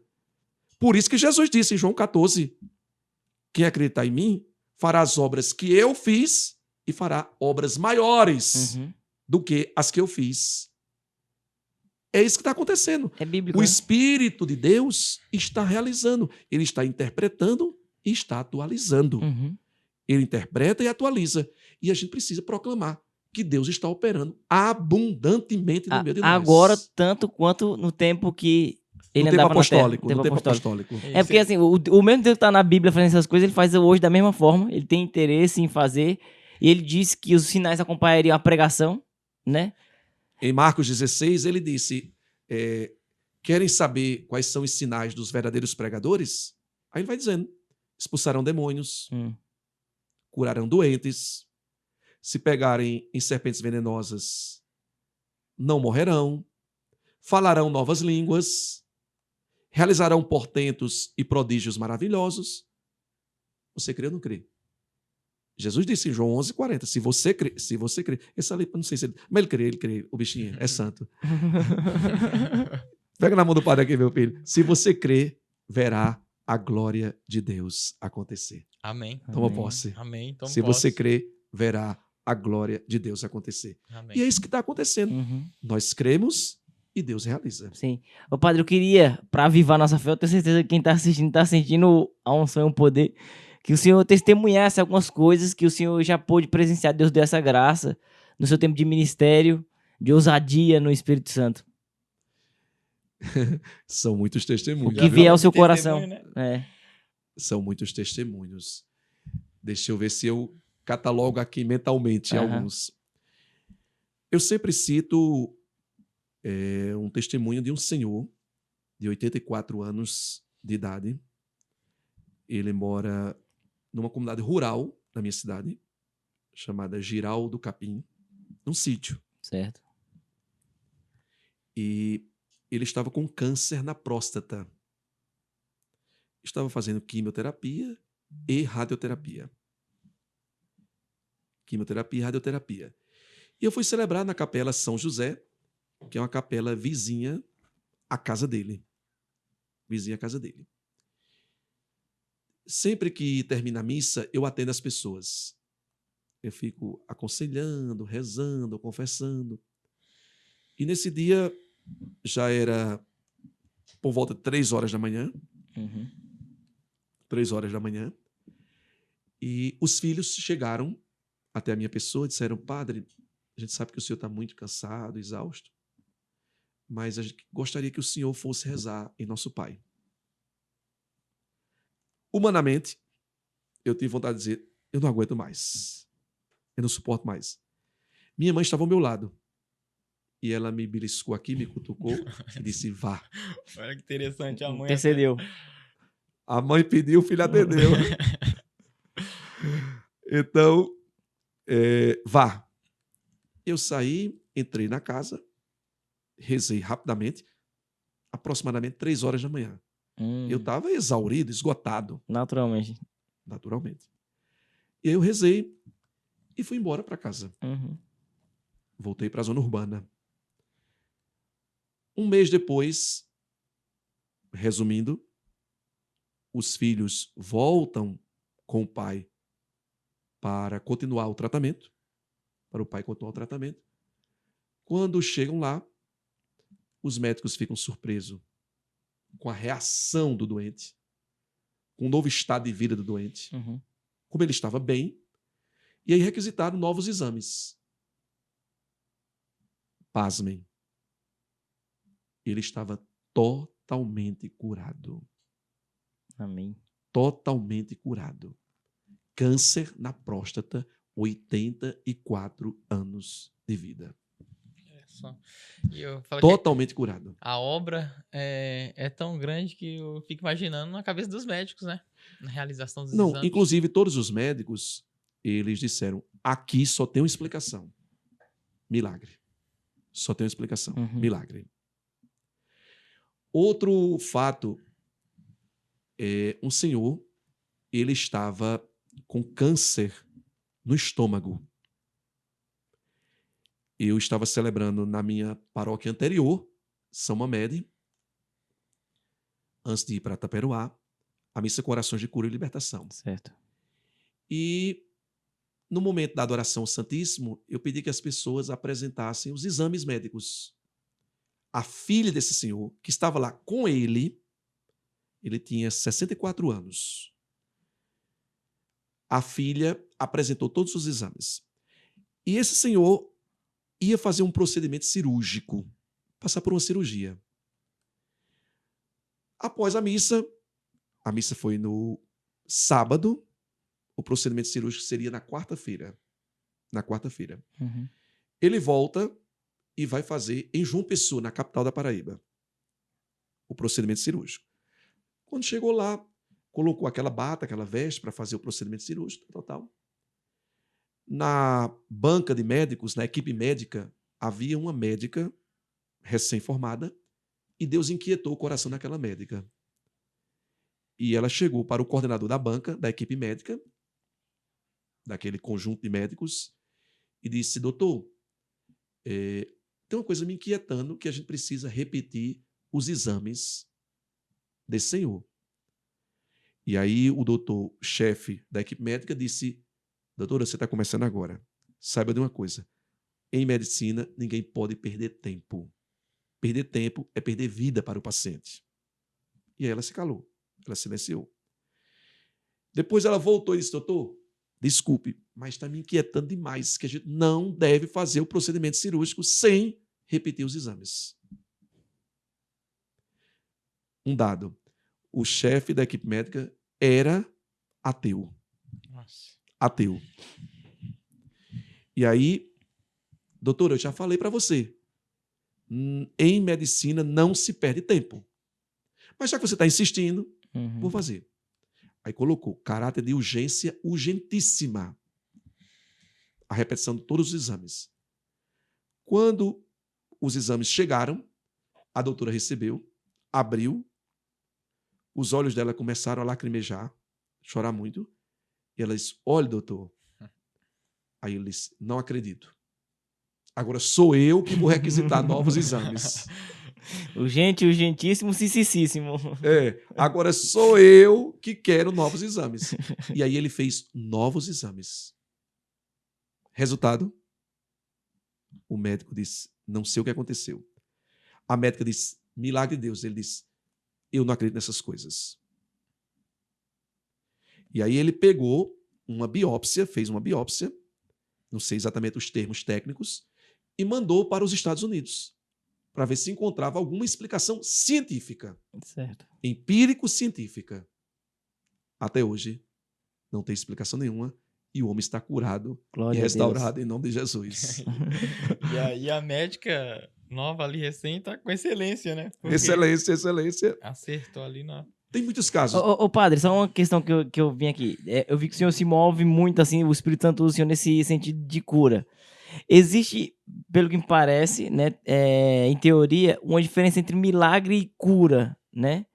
Que a cura ela pode vir certo, de forma milagrosa, mas tem uma distinção dentro da igreja, né? Quando algo é denominado como um milagre ou como uma cura vinda da parte de Deus. O milagre ele é mais amplo. Ele é mais amplo, ele é mais complexo, porque não se resume à cura. Vou dar um exemplo para você. Uma pessoa que enfrenta um câncer. Certo. Um câncer. E enfrenta com resiliência, enfrenta com abnegação, enfrenta com humildade, sem murmuração, sem reclamação, oferecendo o seu sacrifício pela santificação da igreja, completando em sua carne o que faltou nas tribulações de nosso Senhor Jesus Cristo. Essa pessoa é ou não é um milagre em vida? Sim, sim. Sem dúvida. É um milagre. O milagre da resiliência, da humildade, da paciência, da perseverança, da fé, do amor oblativo. É um milagre. Então, o milagre é algo muito mais complexo. Certo. Por exemplo, o milagre de eu não desistir, o milagre da vida, o milagre de todos os dias eu celebrar os mínimos e os mais complexos detalhes da vida, Certo. da minha caminhada. Então, a cura é uma manifestação milagrosa. É uma das manifestações das maravilhas divinas. Mas o milagre é muito mais complexo. E aí ele atinge outras vertentes, outras dimensões, outros aspectos. E a gente tem vários exemplos, por exemplo, ligado ao aspecto financeiro, ligado ao aspecto trabalhista, ligado à restauração de família. O milagre da conversão, meu filho. Sim, sim. O milagre da libertação de um vício. Então, não é uma cura, é um milagre. É uma intervenção divina. O grande milagre é quando a gente consegue sentir o encontro verdadeiro entre o Deus que procura com o homem que se deixa ser achado. E vice-versa. O encontro do homem que busca com um Deus maravilhoso que se deixa ser encontrado. Esse é o milagre. E se você me perguntar, para que serve o milagre? O milagre é fim em si mesmo? Não. O milagre é sinal. Por isso que São João, ele não fala milagre. Ele usa a palavra sinais, né? São 7 sinais. 7 sinais. Por quê? Porque o milagre é uma seta que aponta para algo maior ainda. Eu digo para as pessoas que vão à missa com orações de cura, não venham buscar o milagre de Deus. Venham buscar o Deus que faz milagres. O centro é Deus. Eu não vou me curvar diante de um milagre, Perfeito. porque o milagre é o fruto da ação divina. Uhum. Eu vou me curvar diante de Deus. Eu vou me curvar diante de Jesus. Eu não vou marcar a hora para Deus agir. Eu vou marcar a hora para eu me ajoelhar diante desse Deus que age sempre. Como diz a canção, se Deus fizer, Ele é Deus. Se não fizer, Ele é Deus e continua sendo Deus. Se Deus fizer, é milagre. Se Deus não fizer, é milagre. É o milagre de Deus. O maior milagre Uhum. é o amor de Deus na minha vida. Você falando desse aspecto, é tão interessante porque às vezes até quando se fala assim, uma missa por cura e libertação, muito que se acusar as pessoas vão porque só estão atrás de cura, né? É. E eu É. não chamo, José, eu tenho esse cuidado litúrgico, não chamar missa por cura e libertação ou missa de cura. Eu chamo missa com orações de cura e libertação. Por quê? Porque a cura e a libertação é uma das dimensões da multifacetada, dos múltiplos aspectos, das múltiplas e inesgotáveis dimensões da Eucaristia. Alguém pode negar que a Eucaristia é sacramento e cura? Não. Não. Até mesmo porque em toda missa se coloca a intenção, né? Toda missa cura, lá meu qual- filho. Seja lá qual for a Toda intenção. missa cura, toda Exato. missa liberta. Então eu estou dando, naquele momento, uma ênfase particular Sim. a uma das múltiplas dimensões. Como a gente tem a missa em ação de graças, para esse motivo, as missas votivas, né? Eu tenho as orações eucológicas para pedir chuva, bons tempos, afastar a tempestade, ação de graça para isso. Então, é um mar inesgotável. E outra, contra fatos não há argumentos, né? Reza-se a missa com orações mais específicas para libertação, as coisas acontecem e se As curas, né? as curas, as libertações. E assim, é importante a gente colocar, a missa tem todas essas dimensões, mas quando a gente participa de missa com orações de cura e libertação, essas coisas aparecem de forma mais evidente, não tem como negar. Né? Mas por que aparece de forma mais evidente? Porque eu estou pedindo a Certo, Deus sim. a evidência do Espírito. Perfeito. Eu estou pedindo a Deus a evidência do Espírito. Como numa outra celebração eucarística, que é a mesma Eucaristia, Ótimo. que é a mesma missa. Eu posso enfatizar mais, por exemplo, a pregação, Uhum. a catequese, a doutrinação. Muito bom, né? Então, eu posso enfatizar. E não estou fugindo da centralidade que é a Uhum. Eucaristia. Uhum. E não estou unilateralizando, não. Eu estou dizendo, pelo contrário, que a missa é tão rica, tão complexa, tão abundante, tem tantos aspectos, inesgotáveis aspectos, que eu sou capaz de, nesse momento, enfatizar um dos aspectos para que a minha limitação mental, minha limitação intelectual, possa ir de aspecto em aspecto, as apalpadelas, de aspecto em aspecto, chegar a esse mar lindo e maravilhoso que é a Eucaristia. Muito bom. Ô, padre, ainda sobre os testemunhos, teve algum, assim, que aconteceu no momento da missa que o senhor ficou impactado, assim, que mais impressionou o senhor? Agora nós tivemos muitos testemunhos e um que impactou muito durante a missa foi exatamente uma senhora de cadeira de rodas, numa cidade vizinha, a Taperoá, chamada Desterro. A senhora, eu não tenho conhecimento de quanto tempo ela já estava em cadeira de rodas. Eu sei que foi proclamada a cura dela e ela subiu ao altar com a cadeira de rodas e começou a andar sobre o altar do Senhor. Oh, glória. Sobre o altar do Senhor. Ela mora em Desterro, na cidade vizinha. Eu não sei se ela era paralítica de nascença ou se há algum tempo. Mas ela começou a andar. Está andando. Glória a Deus.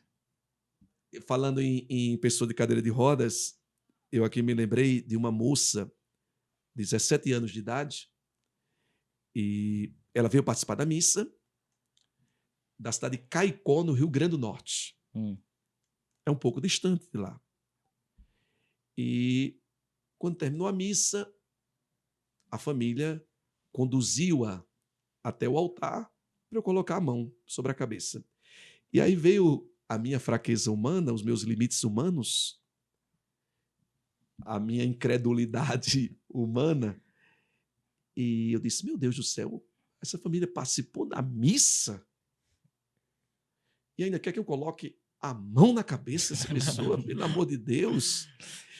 E depois submeter essa moça para trazê-la lá de Caicó a dores físicas, a intempéries. Toda a dificuldade de intempéries, transporte e tudo mais. a todas essas dificuldades. Uhum.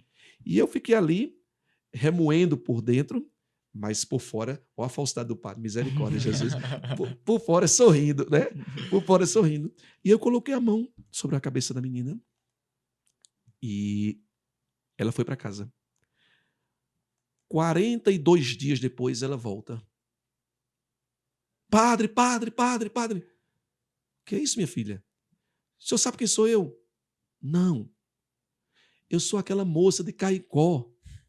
E começou a pular. Padre, a oração do Senhor me curou. Se mentira é sua. Quem curou foi a missa. Porque nem rezar eu rezei sobre você, minha filha. Eu estava tão cansado. Aconteceu algum... voltou? Só um teste. Fala aí, padre. Oi. Aconteceu alguma coisa? O microfone do padre, eu acho. Problemas técnicos. Nossa equipe técnica já está presente aqui. Uhum. Presente sim, muito rapidamente. Oi. Agora voltou. Voltou. Perfeito. Ability. O Jacob colocou a mão, voltou na hora. Tá vendo? E o de colocar a mão, eu vou abençoar. Aí você falou, então, eu nem rezei por você, foi a missa, minha filha. Minha filha, nem rezei por você. Foi a missa que você participou com tanta fé. A fé que você operacionalizou na Santa Missa, que sua família otimizou na Santa Missa. Foi a Santa Eucaristia que curou você. E aí eu logo me lembrei daquele texto de Marcos 2, né? Quando 4 amigos trouxeram para Cafarnaum aquele paralítico naquela maca, naquela cama. E colocaram o paralítico de frente a Jesus. Desceram pelo telhado e colocaram-no de frente a Jesus. Jesus primeiro perdoou os pecados dele e depois ordenou que ele se levantasse pelo poder da palavra de Deus. A mesma coisa aconteceu com a menina. A menina pulou, saltou, comemorou e celebrou essa vitória. Não pela minha oração, mas pela fé dela, pela fé da família que a trouxe e, sobretudo, pelo poder da Eucaristia. Que demais. Então, assim, são muitas graças, são muitas bênçãos. Eu tenho um caso lá de uma senhora, ela mora em Sumé, é outra cidade da Paraíba. Essa mulher é interessante demais o testemunho dela. Ela até pôs na internet. Ela já tinha procurado, salvo engano, ou são 10 ou 12 médicos. Ela tinha uma dor de cabeça crônica, insuportável. E no momento da celebração, nós proclamamos profeticamente que Jesus estava curando uma mulher com uma dor de cabeça crônica. E nós demos no espírito, locução interior, nós demos no espírito os detalhes daquela mulher. E ela foi tomando posse. Foi endereçado, então. Interessado. A palavra de ciência tem que ter muita sabedoria. Ninguém pode brincar com isso, não. Com os dons do Espírito Santo. Com o Espírito Santo, ninguém brinca. O pecado contra o Espírito não tem perdão. Não tem perdão. E aí nós proclamamos, Deus colocou a revelação, ela foi tomando posse. É interessante o jeito que aconteceu, a simbologia. Ela diz, no testemunho dela, que a dor de cabeça é como se estivesse descendo. Certo. Parte por parte do corpo dela, parte por parte.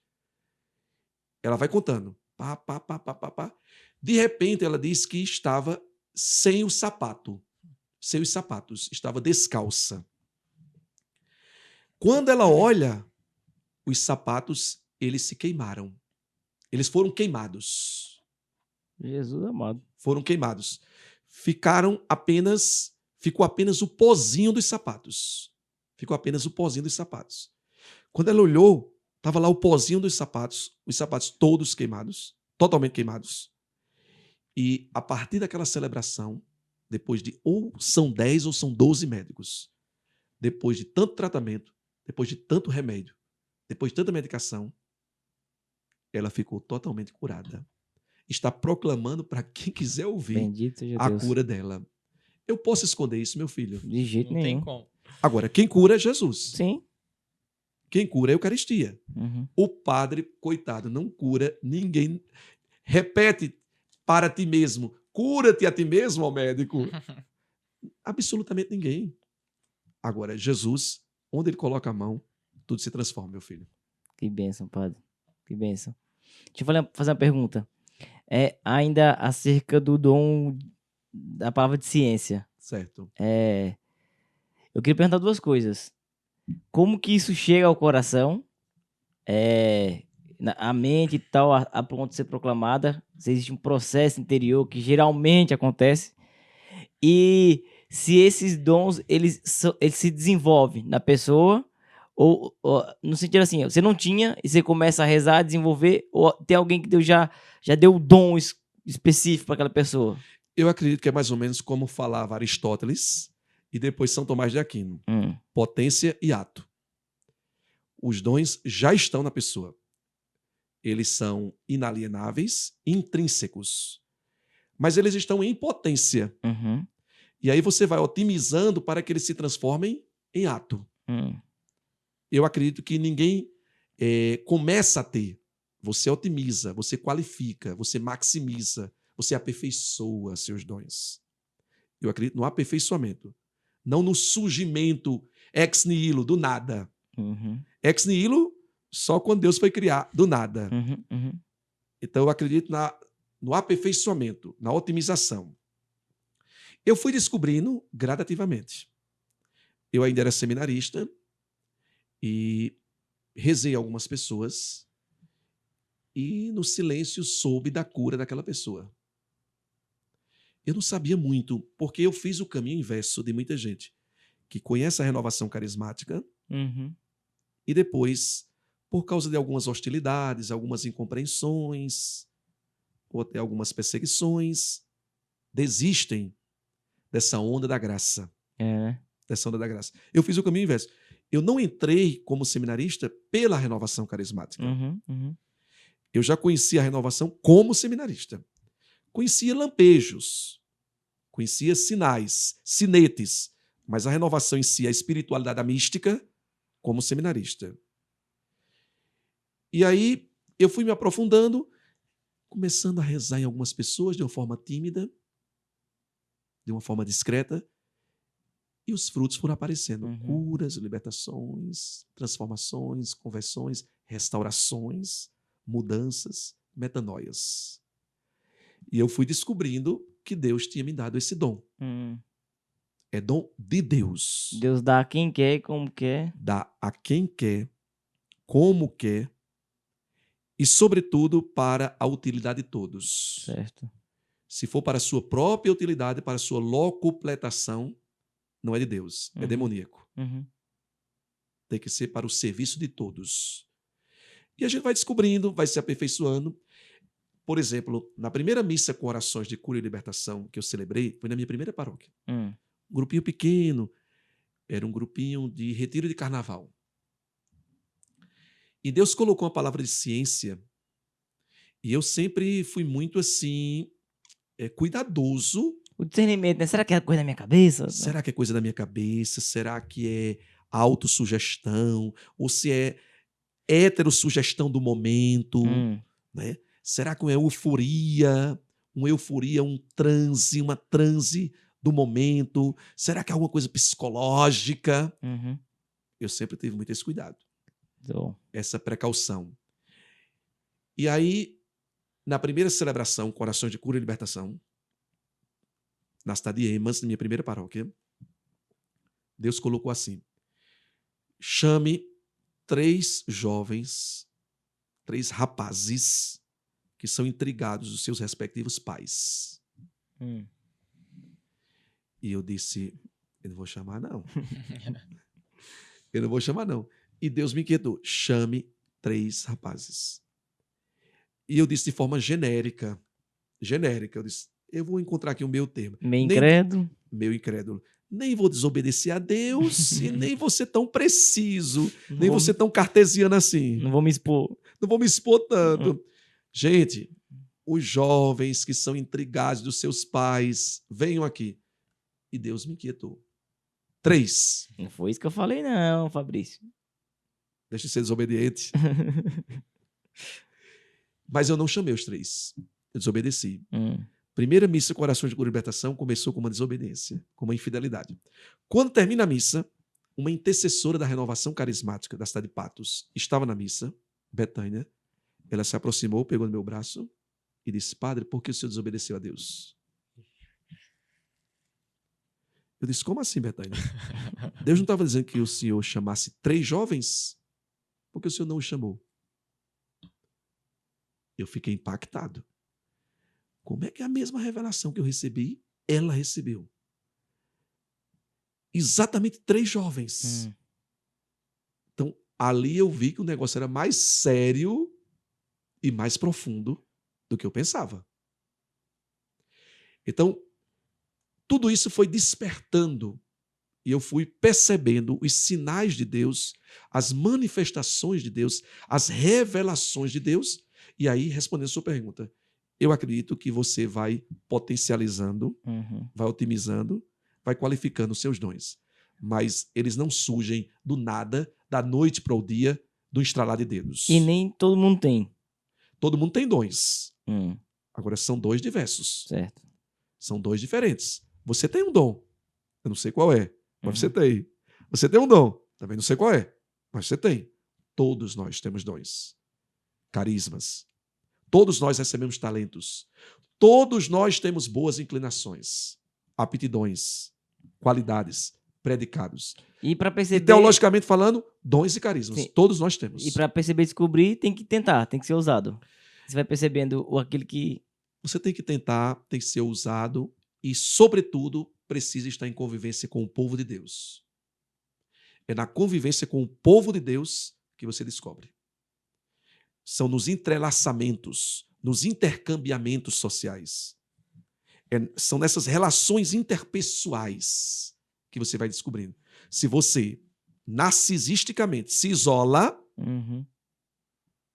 se você é uma pessoa egocêntrica, vive afastada de tudo e afastada de todos, você não descobre, não.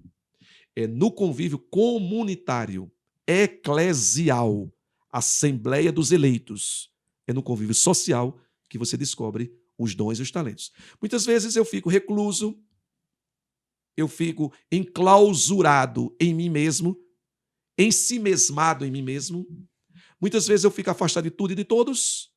Aí o narcisista não descobre os seus dons e os seus talentos. É preciso ter uma vida comunitária, uma vida eclesial, uma vida de igreja. E o senhor falando da ousadia, fica bem claro com a médica, né? Que situação mais ousada de ir propor ali para um médico muito mais experiente que precisava ser feito os exames. Exatamente, exatamente. Interessante que uma ousadia... tem uma cidade lá no interior da Paraíba chamada Malta.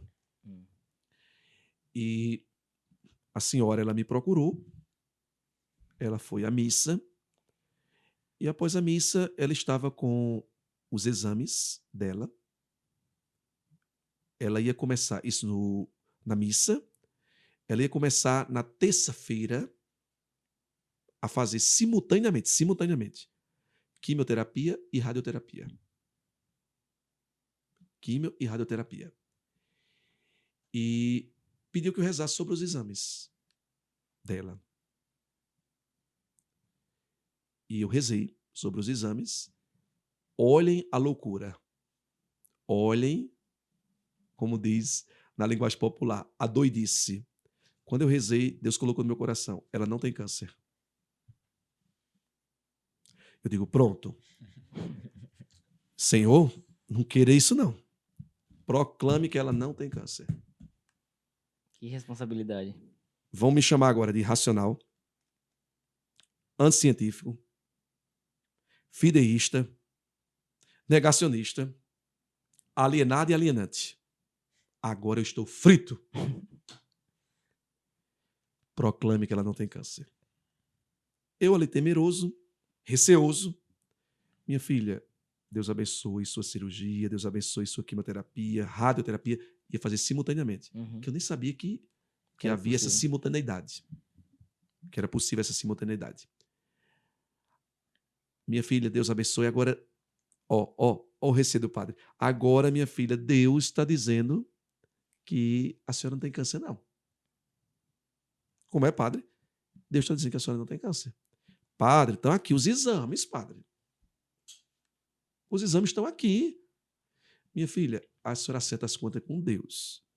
Deus está dizendo que a senhora não tem câncer. Resumindo, chega lá, ela não tinha câncer. Meu Deus. Não tinha câncer. Eles voltam louvando, agradecendo e glorificando a Deus. Não tinha câncer de forma alguma. Uma bênção de Deus. Um milagre de Deus. Então a gente vê isso todos os dias. Inclusive o texto da superação que eu rezo, o texto da superação, foi inspiração a partir de um milagre. A partir de uma intervenção miraculosa. Um senhor chamado seu Paulo Nogueira, da cidade de São Momede, do conjunto Nilson Oliveira, ele estava com cirrose. Eu sempre faço a redundância. Cirrose hepática. Aí o meu irmão, que é profissional de saúde, disse: cirrose já é hepática, não diga não. Mas a cirrose hepática, e ele foi desenganado pela medicina, seu Paulo Nogueira. E foi liberado para morrer em casa. E a ministra de Eucaristia, dona Marli, ela me convidou para ir ministrar a unção dos enfermos sobre ele. Uhum. Quando eu estava ministrando a unção dos enfermos em São Paulo, sentado na cama com ele, Deus colocou uma frase no meu coração. Deus quer, Deus pode e Deus faz. Terminei a unção, me levantei. Quando eu me levantei, veio a frase bíblica: aqueles que semeiam entre lágrimas colherão com alegria. Daí nasceu o texto da superação. Deus quer, Deus pode e Deus faz. Aqueles que semeiam entre lágrimas colherão com alegria. Estava na Semana Nacional da Família. Eu celebrando a missa no meio da rua. Lá vem seu Paulo Nogueira andando com um banquinho na cabeça para participar da missa campal. Ah, glória. Até hoje ele está lá. Vão lá, saiam daqui. Nós estamos aqui em Guarulhos, não é isso? Guarulhos. Sim. Então saiam daqui e vão lá em seu Paulo Nogueira, conjunto Nilson Oliveira ou Beira Rio, São Momede. Testemunho vivo. Testemunho vivo, curado. Que demais. Graças. Que demais. Inclusive, nosso vídeo que nós lançamos da música Promessa de Superação, aparece exatamente o seu Paulo. Parece seu Paulo lá. Seu Paulo deitadinho e depois em pé. Então, quer conhecer seu Paulo? Todo mundo que tá em casa vai querer ver o seu Paulo agora. Promessa de Superação. Sim. Que demais, Legal. padre. Que benção. Isso, de fato, reaviva, revigora a nossa fé. E com base nisso ainda... Ô padre, se a pessoa não ficar curada, vai ficar revoltada? Não. Uhum, A pessoa vai entender que está vivendo o sacrifício de Jesus. uhum. Que na cruz de Jesus, o sofrimento dela ganha um novo sentido. Sim. Na cruz de Jesus, o sofrimento dela ganha um novo significado. Na cruz de Jesus, ela amadurece, ela cresce, ela aprende. Ninguém nasceu para sofrer, mas a dor nos faz crescer. Uhum. Ela vai se incorporar a Jesus. Ela vai se identificar a Jesus. E quanto mais eu me identifico a Jesus crucificado, mais eu sou identificado a Jesus ressuscitado. Quanto mais eu me incorporo a Jesus na dor, mais eu me incorporo a Jesus no consolo. Quanto mais eu vivencio a cruz, mais eu vivencio a luz. Uhum. Por isso que eu digo, depois da luta, vem a glória. Depois do combate, a vitória. Depois da cruz, vem a luz. E a vitória é nossa. Em nome de Jesus. Amém. Amém. Amém. Graças. Amém. Padre, toda vez que Deus vai operar uma cura e milagre, pressupõe-se a fé daquele que vai receber a dádiva? Porque, assim, é claro, a fé vai contribuir. Até Jesus fala, né? A tua fé te curou. Mas, por vezes, também pode acontecer o fato de que a pessoa não tinha fé e, por conta daquela graça que recebeu, a fé despertada dentro de si. Ou não, sempre tem que existir a fé no coração daquela pessoa. Se a gente pegar do ponto de vista bíblico, Qual é a diferença entre milagre e sinal? Evangelhos sinóticos. Primeiro tem que ter a fé. A fé é pressuposto. A consequência da fé é o milagre. O milagre é a resposta da fé. O milagre é a resposta da fé. Ou seja, quanto mais fé, Mais probabilidade de acontecer um milagre. mais milagres. Quanto menos fé, Menos milagre. menos milagres. Isso nos evangelhos sinóticos. Uhum. Tanto é que tem a pergunta de Jesus, né? O que queres? Em Mateus capítulo 9, Jesus perguntou para os cegos: vocês acreditam que eu posso fazer isso? Vocês acreditam que eu posso fazer isso? Vocês creem que eu posso fazer isso? Então Jesus ele sempre pergunta: você quer e você crê? Você quer e você crê? Então, quanto mais fé, mais milagres. Nos evangelhos sinóticos. Em João, João faz o inverso. Primeiro vem o sinal Interessante. para depois vir o despertar da fé. Muito bom. Então eu poderia dizer, pegando aí os 4 evangelistas, Isso. Como é que a gente sintetiza isso aí agora? eu posso dizer que há uma simbiose. Há uma intercircularidade. É mais ou menos como quem veio primeiro, o ovo ou a galinha? Uhum. Então, milagre vem de fé, fé gera milagre, sinal desperta fé, fé gera milagre. Eu acredito que há uma intercircularidade entre as duas coisas. As duas coisas precisam coexistir. Fé e milagres. Uhum. Elas precisam coexistir. Agora, é interessante que eu diria que mais do que uma fé individual, você precisa estar num ambiente de fé. Isso que eu ia falar, porque às vezes você vê que Jesus prepara o ambiente. Quando ele vai curar a menina lá, né, a Talita Cum, ele tira os incrédulos da presença e entra só com os apóstolos. Né? E em outras ocasiões acontece isso. Ele prepara o ambiente para que o milagre seja...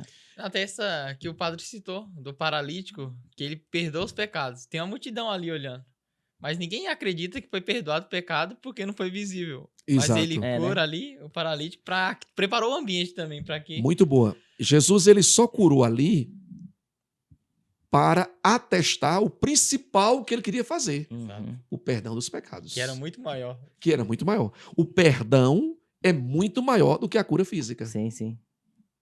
Então a cura física não foi o cume, foi apenas o atestado de que o principal, que é o perdão e a salvação, Tinha acontecido. tinham acontecido. Tinham acontecido. O ambiente de fé. Às vezes a pessoa não tem a fé individual, mas está no ambiente de fé. Uhum.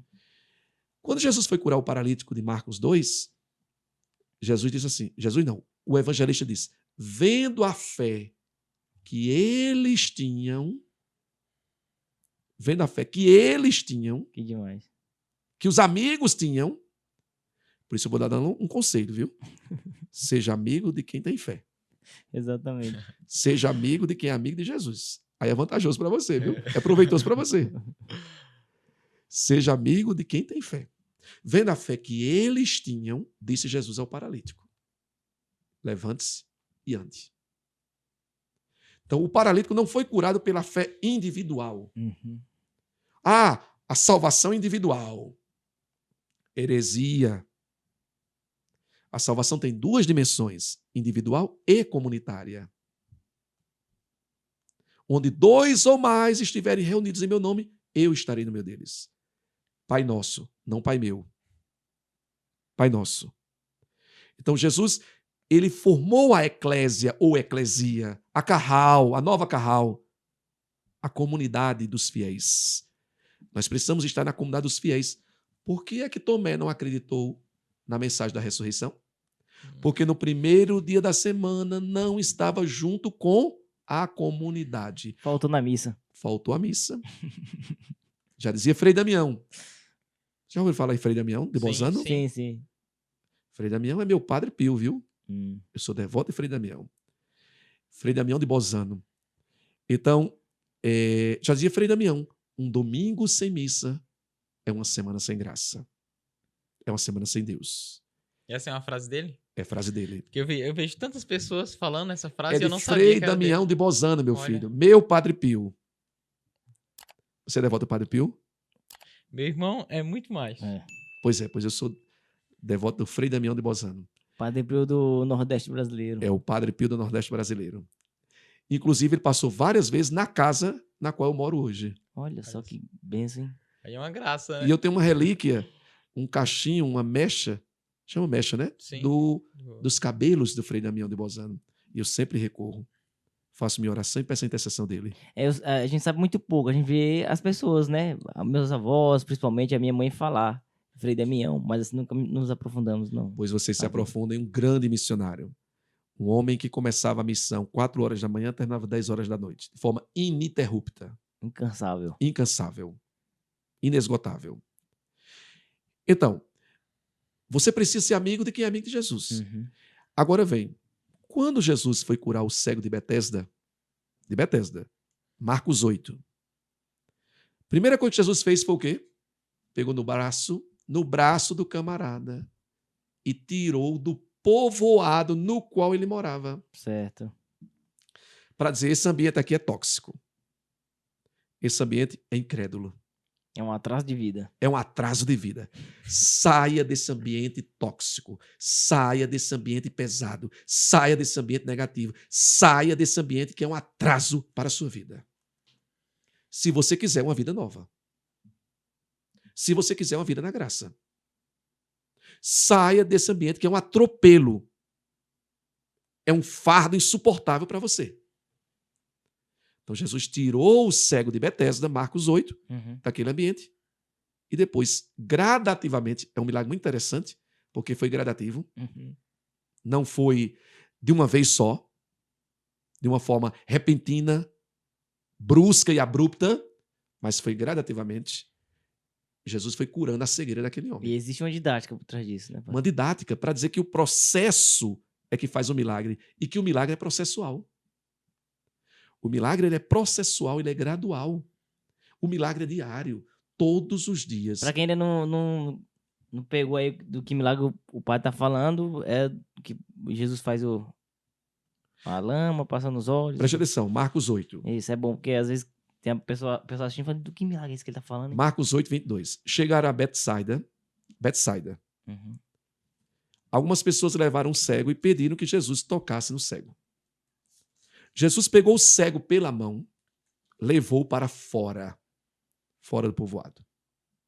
Saia daquilo que só inocula incredulidade, descrença, desespero, aflição, aperreio de vida no seu coração.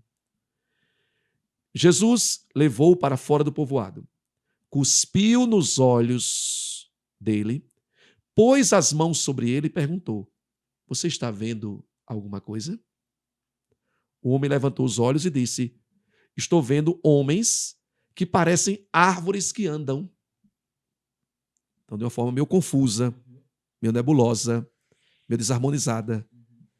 Então, Jesus pôs de novo as mãos sobre os olhos dele e ele enxergou claramente, nitidamente.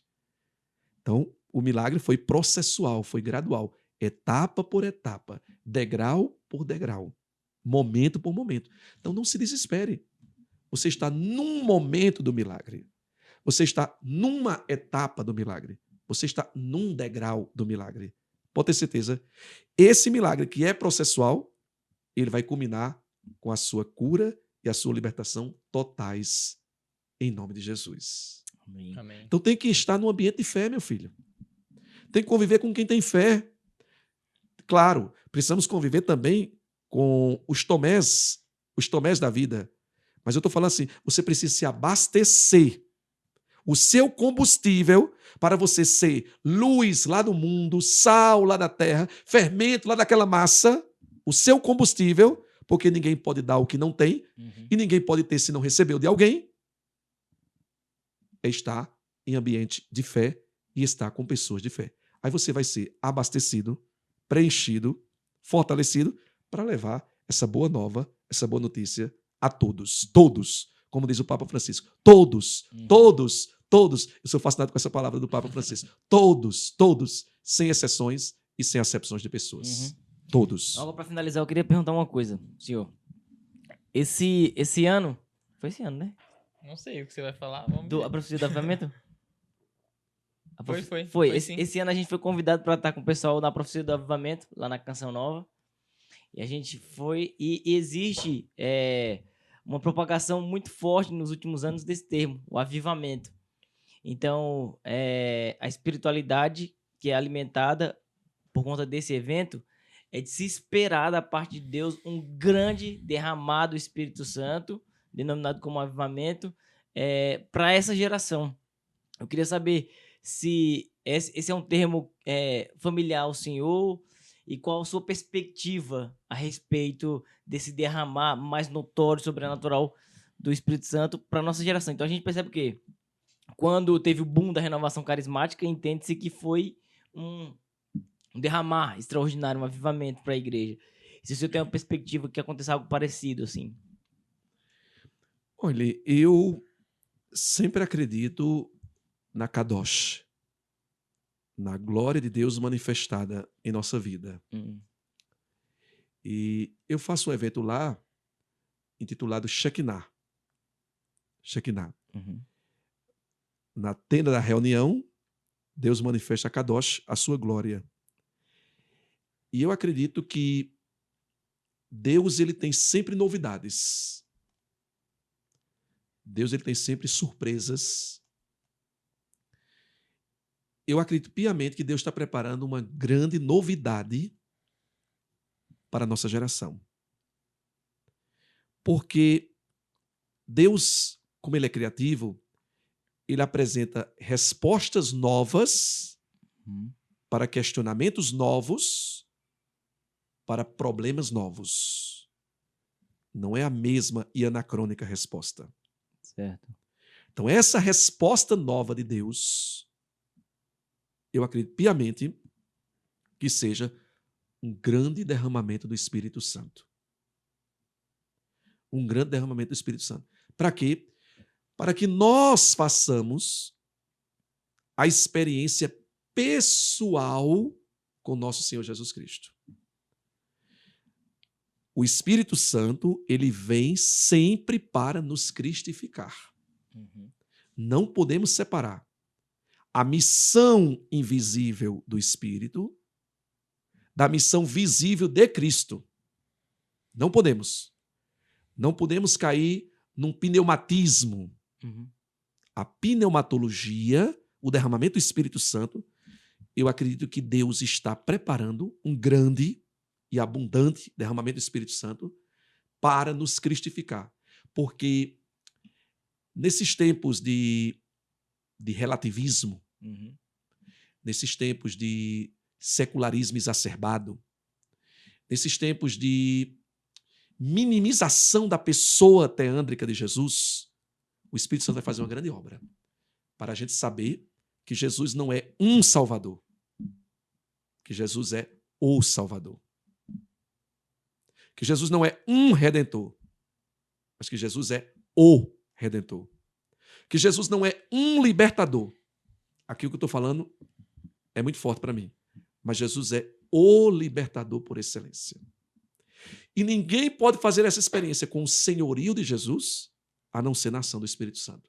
Bom. Eu estou vendo, misticamente, que mais do que nunca, especialmente esse plano da New Age, nesse relativismo todo, nessa banalização toda, nessa profanação toda, nessa tendência de igualar Jesus com outros salvadores, outros libertadores, outros redentores, outros senhores, outros deuses, ou até negar alguma das dimensões de Jesus, alguma das naturezas de Jesus, seja a natureza humana, seja a natureza divina. Ou seja, eu estou contemplando e profetizando um grande derramamento do Espírito Santo para que essa geração conheça mais profundamente a pessoa de Jesus. Amém. Amém. Conheça mais intimamente a pessoa e o poder de nosso Senhor Jesus Cristo. 1 Coríntios 12, versículo 3. Ninguém pode chamar Jesus de Senhor, a não ser na ação do Espírito Santo. É isso que eu estou acreditando, que essa ação do Espírito Santo, esse mover do Espírito Santo, vai nos conduzir, inevitavelmente, a um maior, melhor e mais profundo conhecimento do único Salvador, único Redentor e único Deus, nosso Senhor Jesus Cristo. Uou, Louvado seja o nome de Cristo. muito bom. Padre, uma alegria, viu, receber o senhor aqui, de coração, assim, obrigado pela disponibilidade, por tudo que o senhor derramou nessa mesa aqui para edificar a nossa vida, Amém. primeiramente, e de todo mundo que vai ter acesso a esse conteúdo aqui, viu? Muito Sem obrigado de coração. Deus abençoe vocês, parabéns, continuem firmes, fortes, corajosos, valentes, que vocês serão vitoriosos. Amém. Amém. Amém. Como dizia Dom Helder Câmara, um grande arcebispo de Olinda, Recife, lá no Nordeste brasileiro, é graça divina começar bem. Graça maior é persistir na caminhada certa. Mas a graça das graças é não desistir nunca. Amém. Nunca desistam dos sonhos de vocês, dos objetivos de vocês e, sobretudo, da aventura no barco de levar o Evangelho de Jesus aos confins do mundo. Força e vitória. Não se esqueçam, diante de Jesus, de joelhos, mas diante dos problemas, em pé. Pois quem tem fé, permanece em pé. E quem tem fé em Cristo, alcança o que quer. Força e vitória. Tá, glória. Glória. Ô, padre, a gente tem um costume aqui, quando tá finalizando o podcast, não posso fazer diferente dessa vez. A gente sempre pede que o convidado que esteve conosco no episódio possa convidar alguém para estar nessa mesa com a gente. Né? Não é nem só uma indicação, é um convite. Por isso que a gente pede que o convidado faça esse convite para a pessoa mesmo olhando para a câmera. Porque se essa pessoa que o senhor convidar nega o convite, não nega a nós, nega ao senhor. Tá entendendo? Então eu queria que o senhor pudesse pensar em alguém que seria interessante que essa pessoa viesse lá no barco. Aí o senhor fizesse o convite para esse seu amigo, para que estivesse aqui conosco numa oportunidade. Eu indicaria o padre Adilson Simões, da Terra da Misericórdia, em Arco Verde, Aí. Pernambuco. Padre Adilson Simões, um santo de Deus dos nossos tempos. Padre Adilson Simões, Arco Verde, Terra da Misericórdia, Não. Pernambuco. Ó, escuta aí então, padre Adilson. Pode falar para ele ali, padre. Ó. Padre Fabrício vai te convidar agora, então se o senhor negar, o senhor vai estar negando a ele, não é nós não, viu? Então... Eu estive agora com o padre Adilson. Eu estive com ele na época que eu era seminarista. Ele foi pregar um retiro e eu me encantei com a forma apaixonante Homem de Deus.